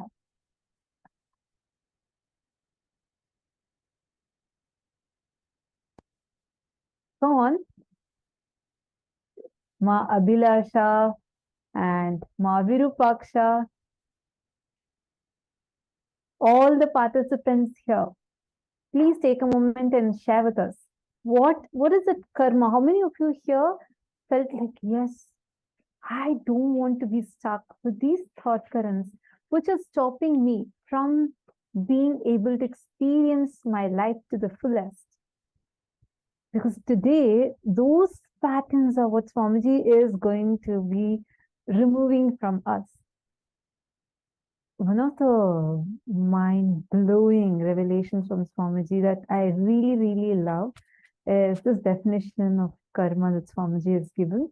Because you see, we are generally taught that karma means you do any action, you get back that action.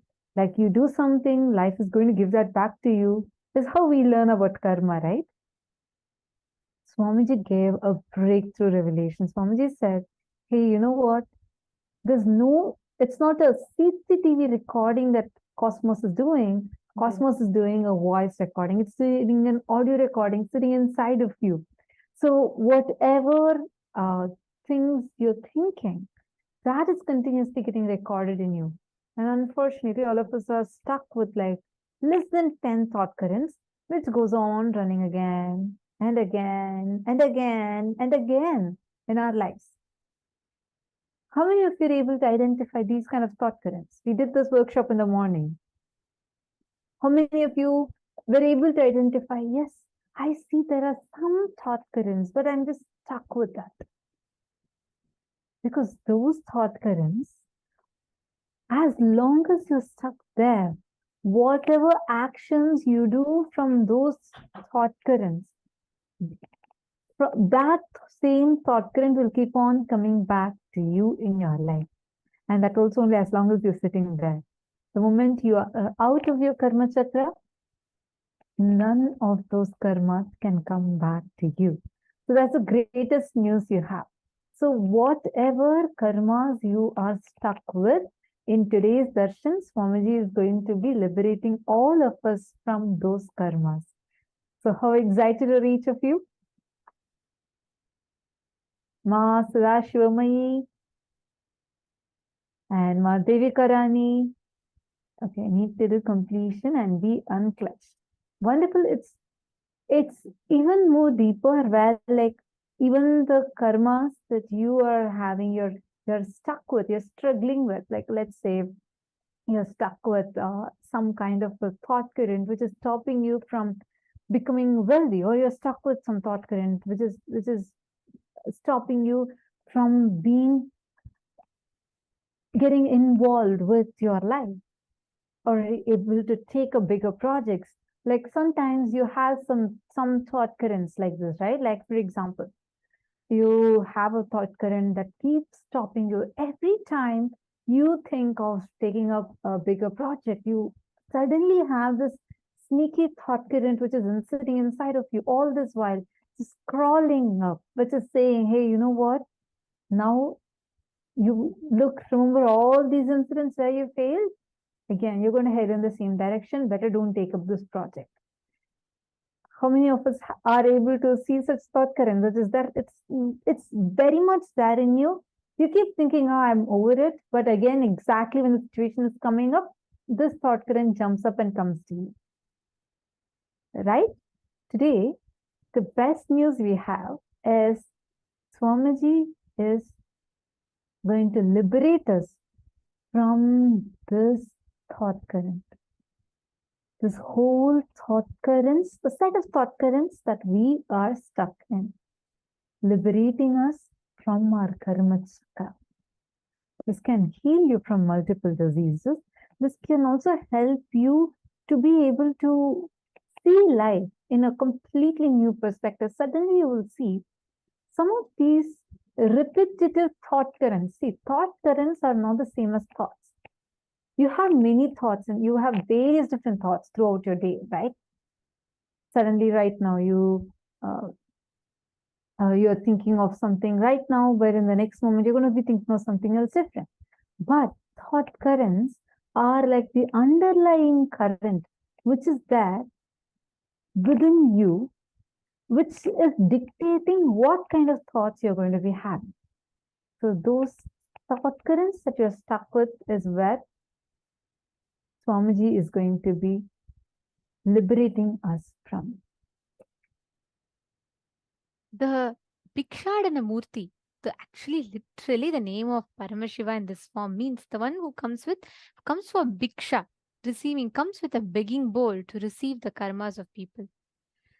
And this form of Paramashiva is also known as one of the most beautiful form of Paramashiva. It's a very beautiful Leela that happens. This form, Paramashiva represents that ultimate enriching. If you just see Swamiji's life, like right after Swamiji became enlightened and Swamiji experienced that 9 months with Arunagiri Yogeshwara, Swamiji could have just chosen to, live in that experience joyfully. Though Swamiji is himself Paramashiva, the very fact that he came down is a big tyaga. But secondly, even at that point in time, Swamiji could have chosen an easier path in life, correct? Where he would have just been in Himalayas or sitting somewhere in Tiruvannamalai, spending his whole life with his love, Arunachala. This whole thing would have been an easier choice to Swamiji. Of course, Swamiji is not bound. Nobody is going to ask if Swamiji did not come and give us all initiation. But The very fact that Swamiji chose to stand back each time and contribute so much to the humanity is just shows the enriching. That is enriching, where Swamiji lives his whole life just for others. How many of you have experienced this? Every time when you sit in Swamiji's presence, your whole being feels attended to. How many of you have experienced this during darshans? You will literally feel like, I feel so attended to. Like, I feel like everything that I have is being taken care of and is completely attended to. How many of you have experienced this?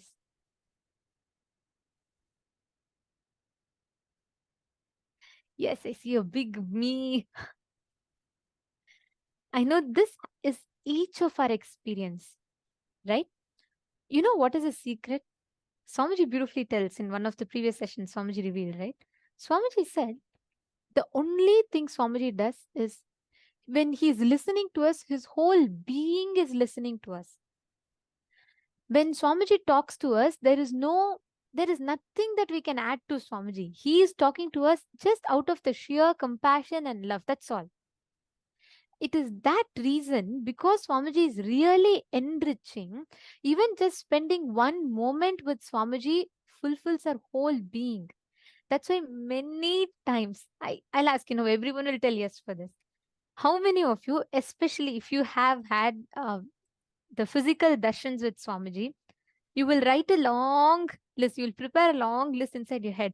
I have to ask for house. I have to ask for a good relationship. I have to ask for good health. I have to ask for money to come. I have to ask for a job increment. We all make like a huge list.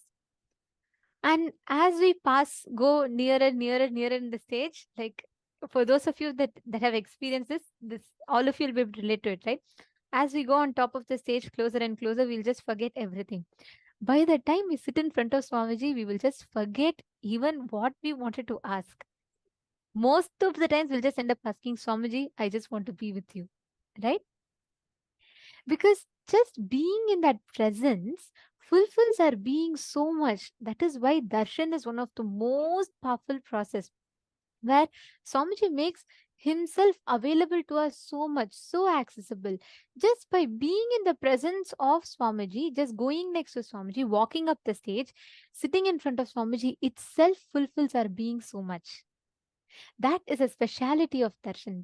That is exactly what happens, not just darshan, any moment when you walk in front of Swamiji. Because his very being is enriching, constantly enriching, enriching, and enriching.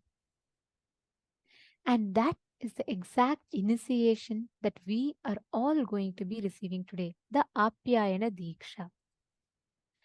And for the initiation, I request all of you to keep a white thread, like we had announced yesterday. Please bring your white thread, which is like dipped in turmeric powder, cotton thread. Please bring a cotton thread. And you're going to be keeping it in front of the camera.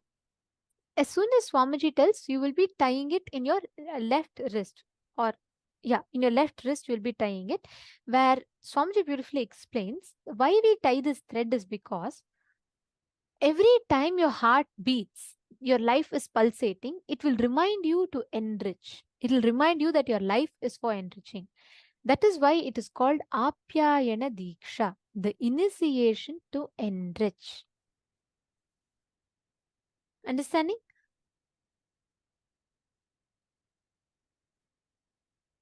That is a speciality of the initiation that we're all going to be receiving today. So just sitting during the darshan today, post all your prayers, offer all your karmas to Swamiji.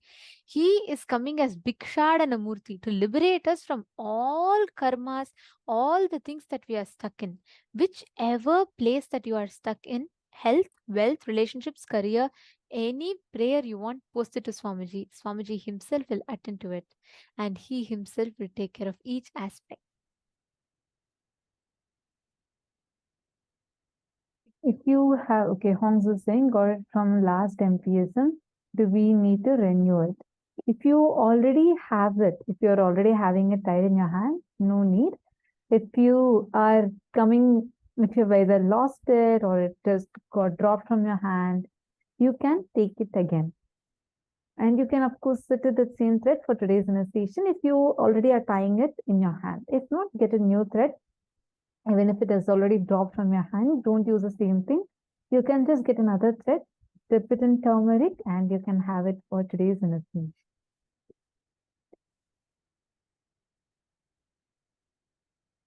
Bhikshadana that we're all having darshan of today is a very beautiful form. He graces with Chaturbhuja, like 4 hands. He carries Damaru, the Trishula, Brahma Kapala. He feeds, it's a very beautiful thing, right? On one hand, he receives the Bhiksha, his very form represents that.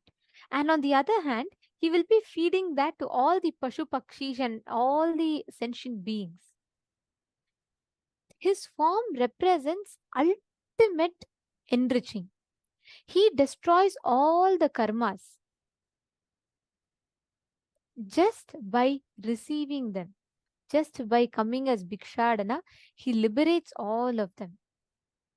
And he himself, Mahadeva himself, Bhikshadana himself, walks the earth to remove everyone's karmas, burns all the karmas, the thought currents that each of them are stuck in, and liberates us. Like Swamiji explained today, any place that you are stuck in is a karma. Anywhere you are stuck in life is a karma. And today, Swamiji will be liberating us from that karma chakra itself.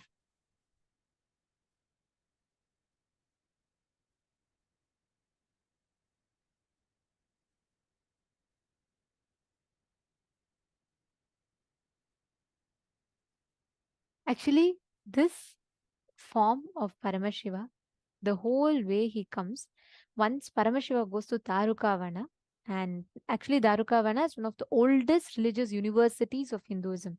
And it's a very beautiful place. It's a big university. And all those rishis in Darukavana, the Darukavana rishis had become very egoistic. They started thinking that their knowledge is ultimate. There is nothing more than their knowledge. So Mahadeva, Paramashiva, out of his supreme compassion, he comes down and he decides, he walks along the way, he decides saying, okay, I have to liberate all these rishis stuck with ego and give them enlightenment. And Mahadeva, Paramashiva, takes the form of a beggar, a Bhikshadana. But the form that he comes is so graceful. Like the way he comes with a beautiful, just tying his hair as a beautiful kondai, a trishul on his shoulder, nicely rotating it with a smile on his face. His form is so graceful. Seeing his grace and beauty, all the Rishi Patnis, the wives of the rishis who had become egoistic, their wife, they all started going behind Bhikshadana. Just seeing his grace, their beings were so attracted, their beings were so drawn towards Bhikshadana's form, they all start walking behind Bhikshadana Murti. And all these rishis, they completely lost their face, their ego, their pride, that whole thing they lost. And the moment their ego got touched, they all got triggered even more. And all these women who went behind Mahadeva, they were they were so devoted, they were so much in love with Mahadeva that they all were melting in love with him. And they were all unable to tolerate the distance between themselves and Paramashiva. They just wanted to merge into Paramashiva and experience him completely. Like the story beautifully goes, like literally, even physically, they started losing their weights. They were yearning so much. They started losing their weight and their bangles and all dropped from their hands. And the mekhala, the hip belt, everything dropped because they started becoming so lean. They were missing Paramashiva so much. They realized he himself has come down. They just wanted to merge along with your whole being with Mahadeva. So seeing this, these rishis, blinded by their ego and arrogance, they get so angry. And they declare that, they get angry towards their wife. They curse their wife, saying that you guys will be born in a merchant community in the city of Madurai. And all the Rishi Patnis, they were like, all right, you do whatever you want. We have Paramashiva, so we'll go and ask Paramashiva for the remedy. And Paramashiva beautifully placed the whole Leela. The moment the form, how many of you have seen the form of Dakshinamurti? Yeah, we all have seen the form of Dakshinamurti and the way how he holds fire, he holds Damaru. I see Mom Madeline waving. Yes, actually, this is the whole story. So he comes and the rishis try to destroy him. They actually are shaken. They're seeing one man just wearing a loin cloth and coming with a begging bowl. He's coming, but the grace he exudes. The Rishi Patnis forget the rishis, forget their world, forget everything, and just run behind this young sadhu who has come. And the way just seeing Paramashiva, all of them just melt. These rishis that are sitting who have gotten stuck with the arrogance and ignorance, they start creating delusional things, like they create a delusional elephant, delusional fire, like they create a fire trying to destroy Paramashiva. Paramashiva just sees that fire comes and becomes, he just takes and starts playing with the fire. And then they create a huge damaru to create the sound which is so frightening and can destroy anyone. And Paramashiva takes that also and starts playing with it. Then they try to send a deer to destroy him. Paramashiva just takes the deer and it nicely comes and sits on his hand. Those are the ayudams that you see on Dakshinamurti's hands. And then they send a tiger, not just a normal tiger, but a tiger made of delusion, like it's all these black magic and powers. Not powers, like they use black magic and try to make a tiger. The tiger tries to go, and Paramashiva just makes a tiger as his feet and sits on the tiger. So they understand that this person who has come is not ordinary, because whatever they try sending, every time they try to persecute him, attack him, he just turns all of it as his glory. Whatever comes to be against him, this becomes a part of his glory. And finally, the rishis realize that this is a divine being who has come down. And they just surrender to him. And Paramashiva sits as Dakshinamurti and blesses all of them and enlightens the Dharukavana rishis. Actually, that is why this particular form is Bhikshadana form. Actually, if you see, Paramashiva's every action is an incarnation. It's not just a separate form. The Dakshinamurti form is a sitting form, and Bhikshadana form is just before, as Dakshinamurti, before he teaches. This whole Leela he plays is the Leela of Bhikshadana. Paramashiva was so compassionate. After the whole rishis, they send each one, like she said, and he liberates, takes everything on himself, still gives them enlightenment. After that, the story doesn't end here.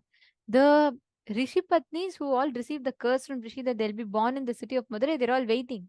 So Paramashiva, after he reveals his identity as Paramashiva to the rishis, he says, come on, you guys itself give the remedy for them. Then they all pray saying, Mahadeva, you only can liberate. Then Paramashiva again blesses the Rishi Patnis also. He says, I will walk in the streets of Madurai as Somasundareshwara.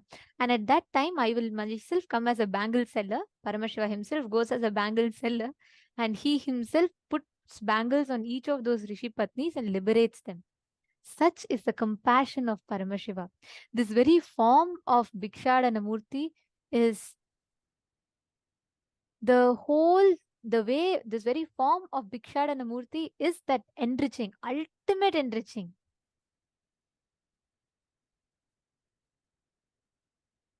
So today, that is why the boon we are going to be getting is also enriching. Understand, when Paramashiva comes with a begging bowl as Bhikshadana, he only takes away all your karma and showers back with you. That is why if you see the deity of Bhikshadana, in one hand he'll be holding the Bhiksha, the Brahma Kapala, the begging bowl.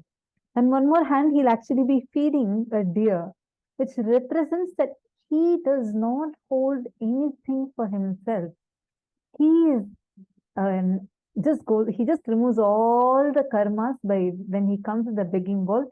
He just takes away all our karmas and showers us showers us with so many boons and all auspiciousness. And that is the form, that is the very form in which today we are going to be receiving the darshan in.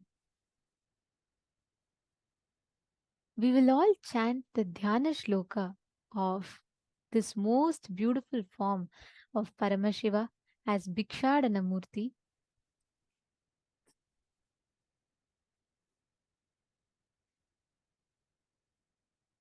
This form of Paramashiva today, when you all sit, Swamiji is himself coming with his ultimate love as Bhikshadana Murti. Just offer all your karmas at Swamiji's feet. Anywhere you are stuck in life, that is a karma. That's all we all learned today, right? Wherever you are stuck, offer your prayers to Swamiji. Anywhere, all your ego, surrender everything today to Swamiji, and he, as Bhikshadana, will digest all of that and give us enlightenment out of his extreme compassion and love. Let us all get ready to receive the darshan. We will now be chanting the Dhyana Shloka of Bhikshadana Murti form of Paramashiva. Please sit straight.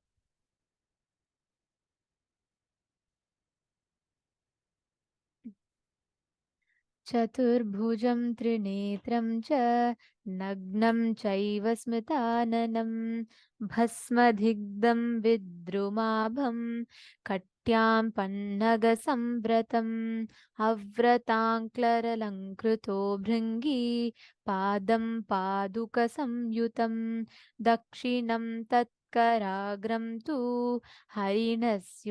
हरिणस्यानुगं भवेत् दक्षिणे परहस्ते तु डमरुं चैव कारयेत् वामे त्वपरहस्ते त्रिशूलं पिञ्चधारिणम् कुञ्चितं दक्षिणं पादं वामपादं तु संस्थिरं समभङ्गं स्तनाकं च गमनोन्मुखरूपकम् कपालोपेतहस्तं च वृषणाभिसमं भवेत् एवं भिक्षाटनं प्रोक्तं गुण्डोदरमथो शृणु देवस्य वामपार्श्वे तु गुण्डोदरमथ स्थितं हस्तद्वयसमायुक्तं कपालं शिरसि न्यसेत् भूताकारसमायुक्तं कुण्डले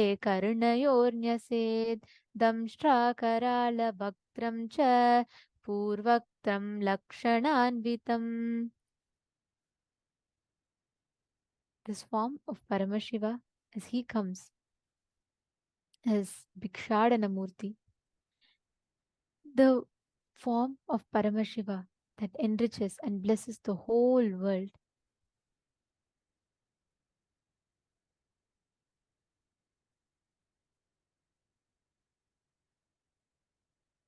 This form of Paramashiva as Bhikshadana Murti is the most graceful form, blesses us with all the ultimate auspiciousness and gives us all the blessings and the ultimate boons. Let us all get ready to receive this most beautiful darshan. Any place, anywhere you are stuck in, just put all your prayers to Swamiji, all those places that you are stuck in. Offer your prayers to Swamiji. He himself will liberate us. Understand, when you are sitting in the darshan, Swamiji mirrors his own inner space into us, the science of Shakti Pada. And any prayer, any boons, any blessings request that you ask to Swamiji, Swamiji grants all of that and gives you the ultimate enlightenment itself. Just like how Paramashiva assumes the form of Bhikshadana Murti, he comes to liberate all the rishis, even though they are stuck in Maya and they even try to attack Paramashiva himself back. He still comes to liberate all of them. Any boon, anything that you have, just ask that today to Paramashiva, to Swamiji himself, and all that blessings, whatever boons you want, Swamiji will liberate and give all those boons from you. All the karmas Swamiji liberate you from and shower you with all the boons.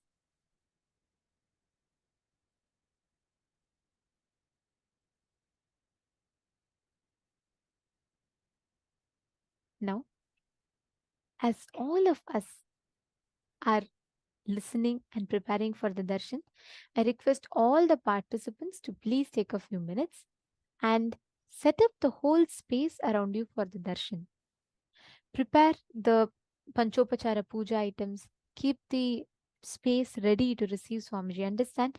Set up the whole Nithyananda Sabha. Swamiji tells when he comes, he is literally manifesting in that place. And he is literally blessing and showering us with the boons, and he himself is physically there manifesting. So prepare your space, inner space and the outer space, to receive Paramashiva, Swamiji himself at your place. How many of you here has the intention saying that, yes, I want to be a part of Kailasa. I really want to be a part of becoming a serving Epita Yajaman, serving Epita Karta.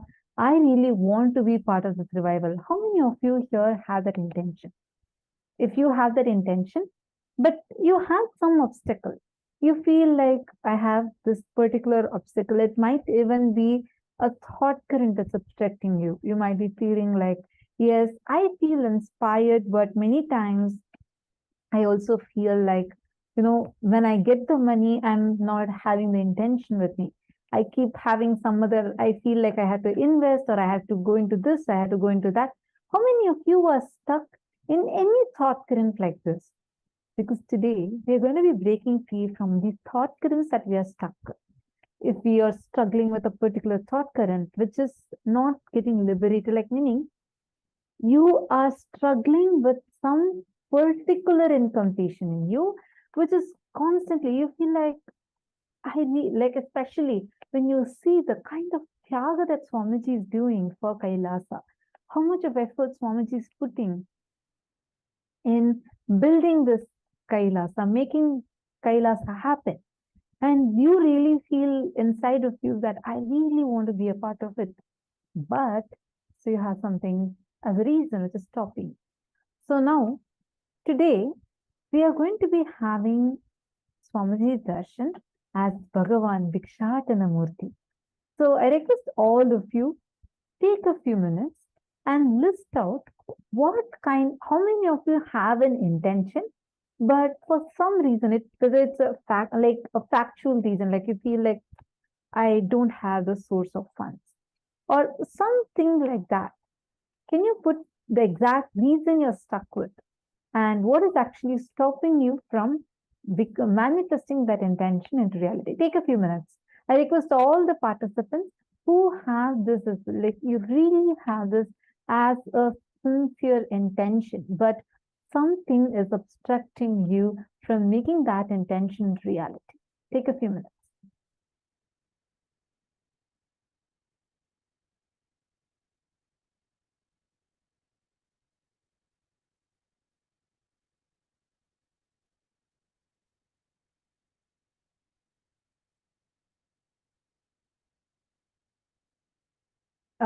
Diana's below.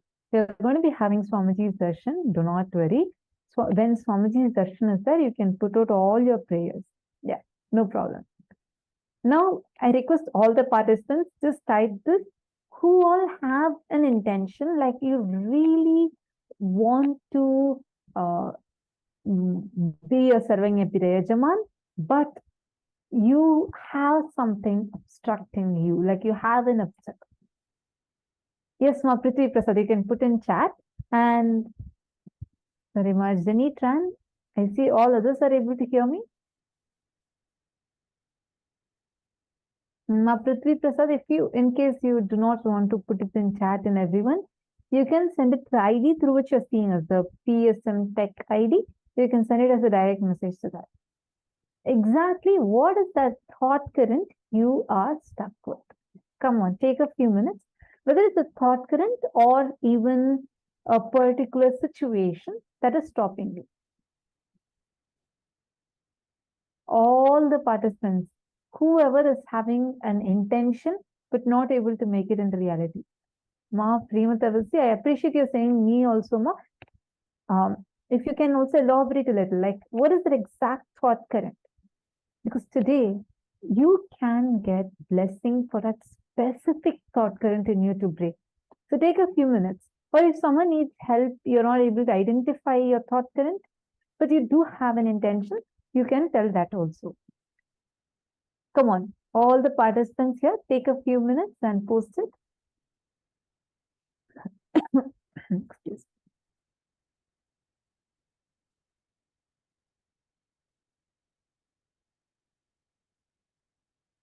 Yes, you all can post in The chat.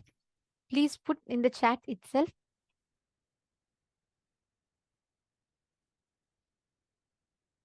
And put as much as possible, put specific, put in specific. What is the exact thought current you feel you are stuck with?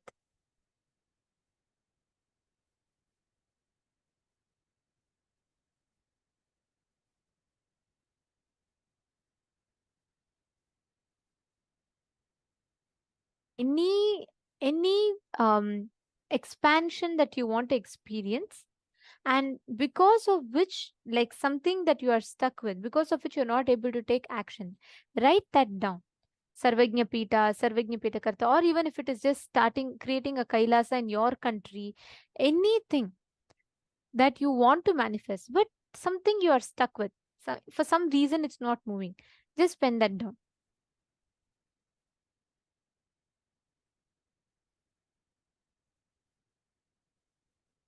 See, Ma Prithvi Prasad, put the thought current, what makes you feel. See, it's not about the external action.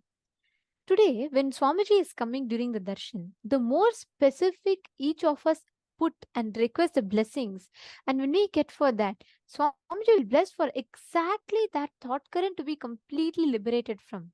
It always helps whenever you post your prayers, right? If you just generically post, Swamiji's energy, when Swamiji blesses, it is the same. His energy is equivalently powerful in anything. But when you ask something specific, you will start understanding how you can harness that powerful energy that Swamiji gives you with manifesting, using that to manifest your reality.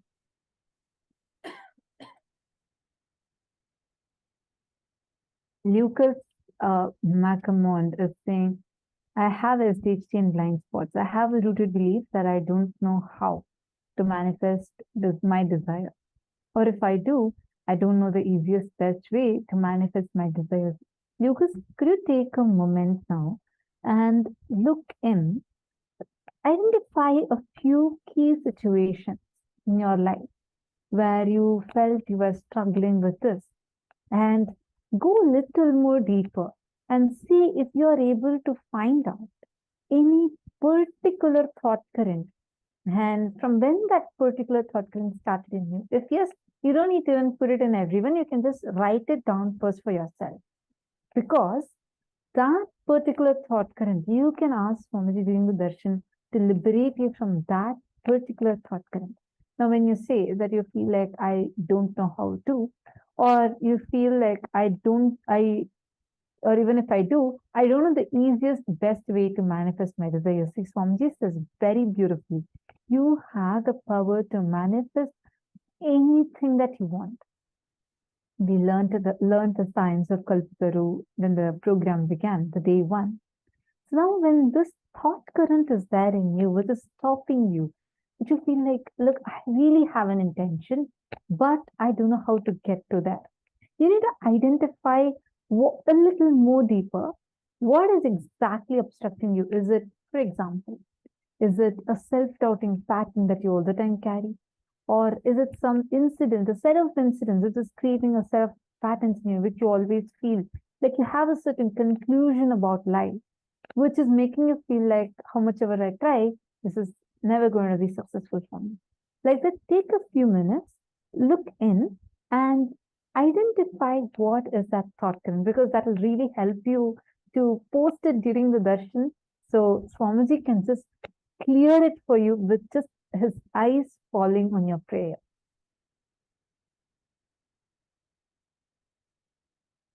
All of you take a few minutes, especially the participants who have a very strong intention to become Sarvagnyapita Yajaman, Sarvagnyapita Karta, but there is something obstructing you, but you're not able to find out what it is or why it is. You can even post those questions. Every time if you post it, the more and more detail that you post it, the When you get the blessings or when you get the boons, you're specific, the more specific you ask. When Swamiji gives us that energy, and when Swamiji showers us, blesses us, instantaneously you'll be able to direct that energy towards the exact thing that you're stuck in, and it'll automatically make your whole being take action towards that and have a breakthrough in that level.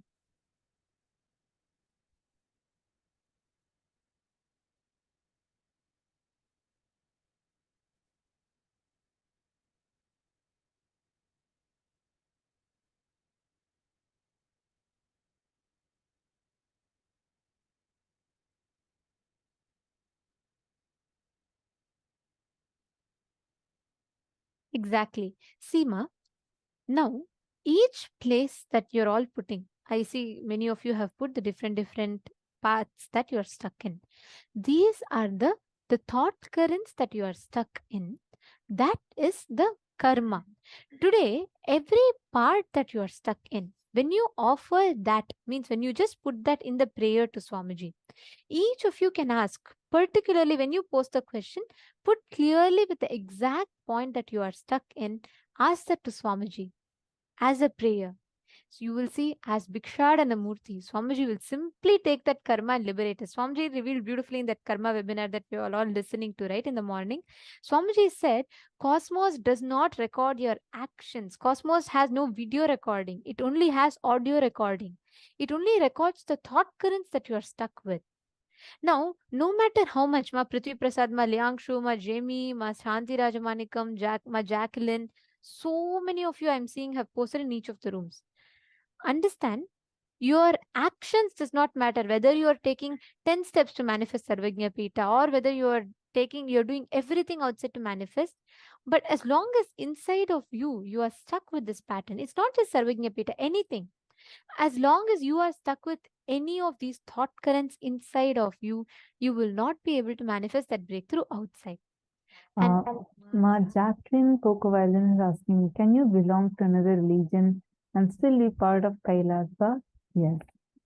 Kailasa, actually, Swamiji says, not just all human beings here, just in this room that you're in. We have people from approximately 80 different countries that are here along with you right now.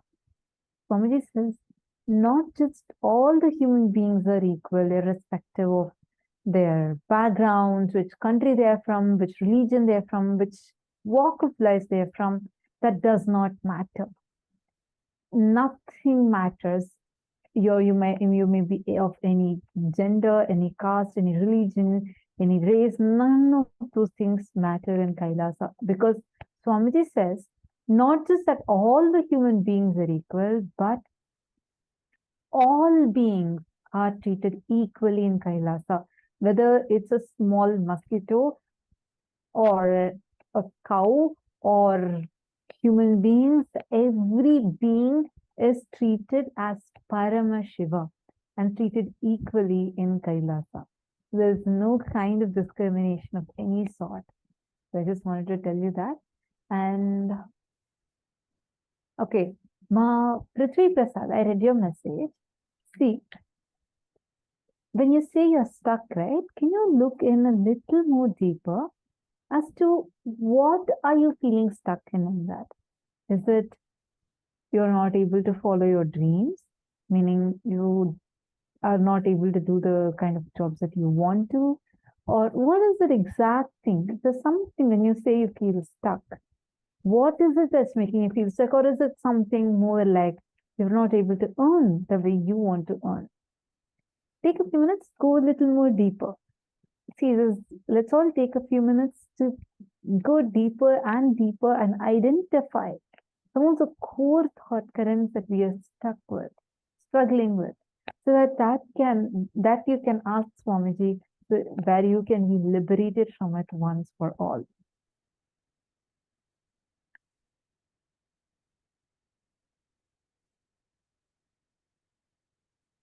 Ma Jamie Jakowski. Okay. Very good. I'm seeing that beautifully you have identified one pattern that you are stuck with and you have written that. You feel like I manifest money, but then I feel like I don't deserve it, and then extra emergent bills show up out of nowhere. This is one thought current that you're struggling with, right? First thing I want to tell you, today Swamiji is going to be blessing and liberating us from these kind of thought currents. So don't worry, you're at the right place and at the right time. Second thing, now this you need to complete with the very cognition you're having about it. It's not just here to do with the money aspect alone. The fundamental cognitions that you're carrying about you, based on which you're even judging yourself, or you're judging the things that cosmos is showering upon you. What is that thought current you're carrying about you? You need to look into that. Actually, Ma, we really recommend you to attend the full day's program, because step by step, Swamiji has designed the program in such a way where step by step, Swamiji guides us through a range of workshops and specific guided videos where he helps us walk us out of all these kind of the victimhood mentalities that we carry, the lower image we carry, and make us really strong from within. Which one, it gives you the power to manifest what you want, and second, the ability to even sustain what you have manifested. So I highly recommend. It's completely free and it's available every, like today we are on the 19th day. So you can attend tomorrow's entire day program, where it's specifically designed to help you personally, to empower you from within. That way, when during the darshan when you sit, Swamiji's initiation will directly enter inside you and completely remove all these patterns, and you'll become so strong. Like this, what issue you're having will just become redundant. Not just that you'll find a solution for it, it'll not even exist anymore. That's why Swamiji says it's very important for us to attend this full 21 days. And the full day program, it's so important because the way Swamiji designed the programs, it's just wow. And that is literally like you receiving the manual for the initiation. See, it's like this. If I give you an iPhone, but I don't give you any user's manual and I don't tell you any special features of it, and it's still pointless, right? You having the iPhone is not really as helpful because you don't know the special features that it has and how it can help you. Similarly, not having the right context will, even if the initiation is very powerful, you will know with the right context, you'll know how exactly you can apply them in your life. You'll understand the software behind the initiation. You will understand the significance of the initiation. That is what happens throughout the day. We all learned about karmas today. We prepared ourselves. We understood what is enriching, why should we enrich.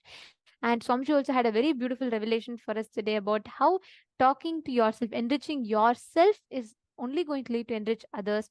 How all of these happens inside of us. What is the software? We have prepared ourselves with that. And right now, when Swamiji gives the initiation, it'll be simple initiation that will just awaken. You will know exactly the software and you will know how you can apply that initiation in your daily life. That is why we encourage and highly recommend all the participants to attend the full day to receive the maximum benefit of the program. Now, to all the participants that are sitting here with us, I request every one of you to please sit up straight, come and settle down. And Ma Prithvi Prasad, I read your message. You've written a little more elaborately and posted. Now, since you've been very sincere and attending the whole day's program also, I just want to tell you, now you know the signs of how to look in, right? Take a moment and look into the thought current exactly where you're stuck with in the problem you mentioned. Like, I read your message. Now, in this particular problem that you're mentioning, can you see what is the thought current which is making you experience life the way you're experiencing?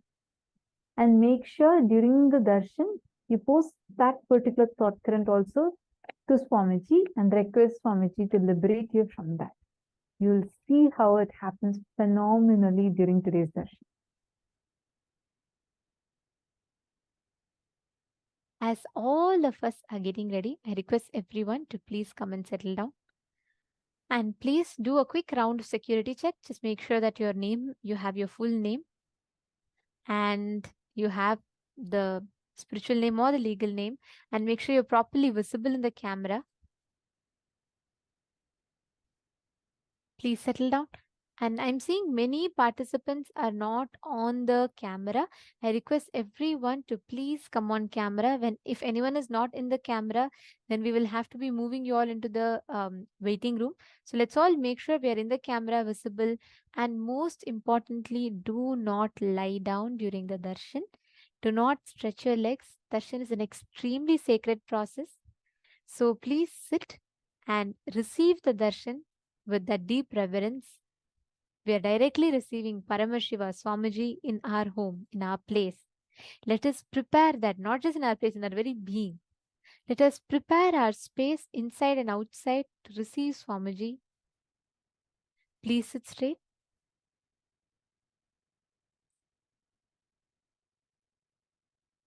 Ma Bhavna Parmar, Ma Wong Ziwen, Ma Zijiang. I'm seeing some of you still not on camera. Can I please request everyone to come on camera, please? All the digital securities will now be moving anyone who is not in the camera to the waiting room. Please be on camera. Please make sure you're in camera.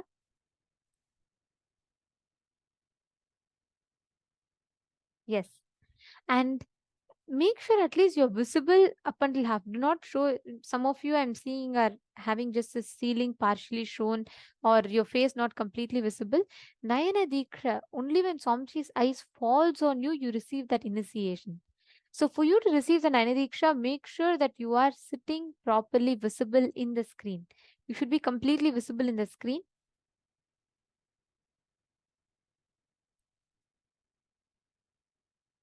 Okay, see many of you who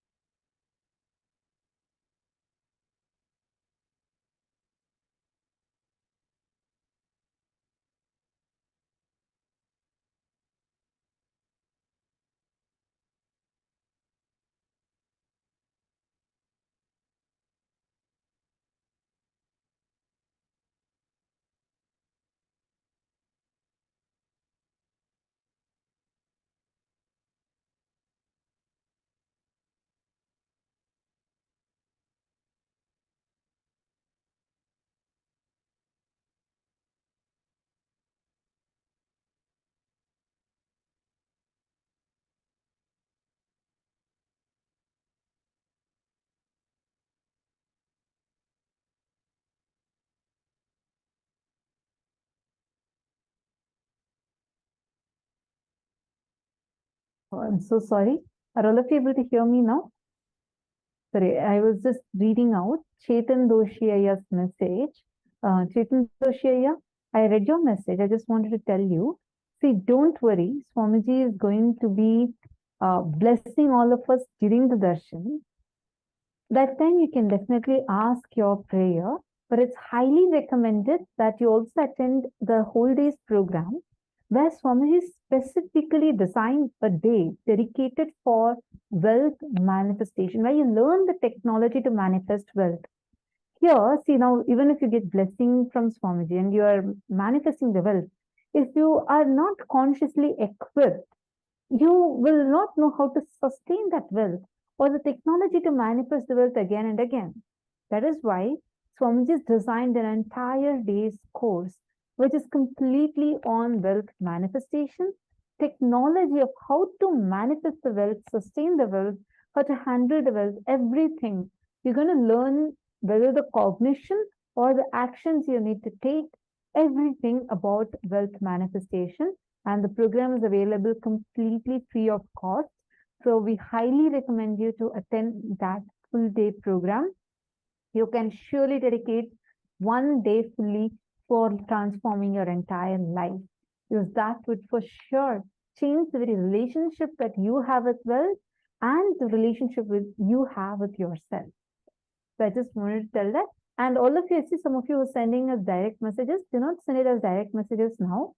Once the darshan begins, you can post it in the chat to everyone so that when Bhagwan's eyes fall on your message, immediately your prayer is blessed and you will see how your boons that you've asked for will just start manifesting into reality. And during the darshan, Swamiji himself will be personally reading every single messages and dictating the responses. So you'll actually be receiving messages that says Swamiji's dictated responses. So those are direct messages from Swamiji to your prayers. So watch out for those. And please do not send the same message multiple times. Make sure you send one message only once. Do not repeat, as it spams the chat and would also prevent you from seeing the responses Swamiji is given to your message and also disrupt other participants' experience during the darshan. Now, the moment has come for all of us to receive the darshan. Let us all get ready to receive the darshan of this most auspicious forms of Paramashiva as Bhikshadana Murti and the forms of Paramashiva of Bhujanga Lalita Murti, Shardulahara Murti and Gajasura Samhara Murti. Please sit straight. Chant the Mahavakya. Om Nithyananda Paramashivoham.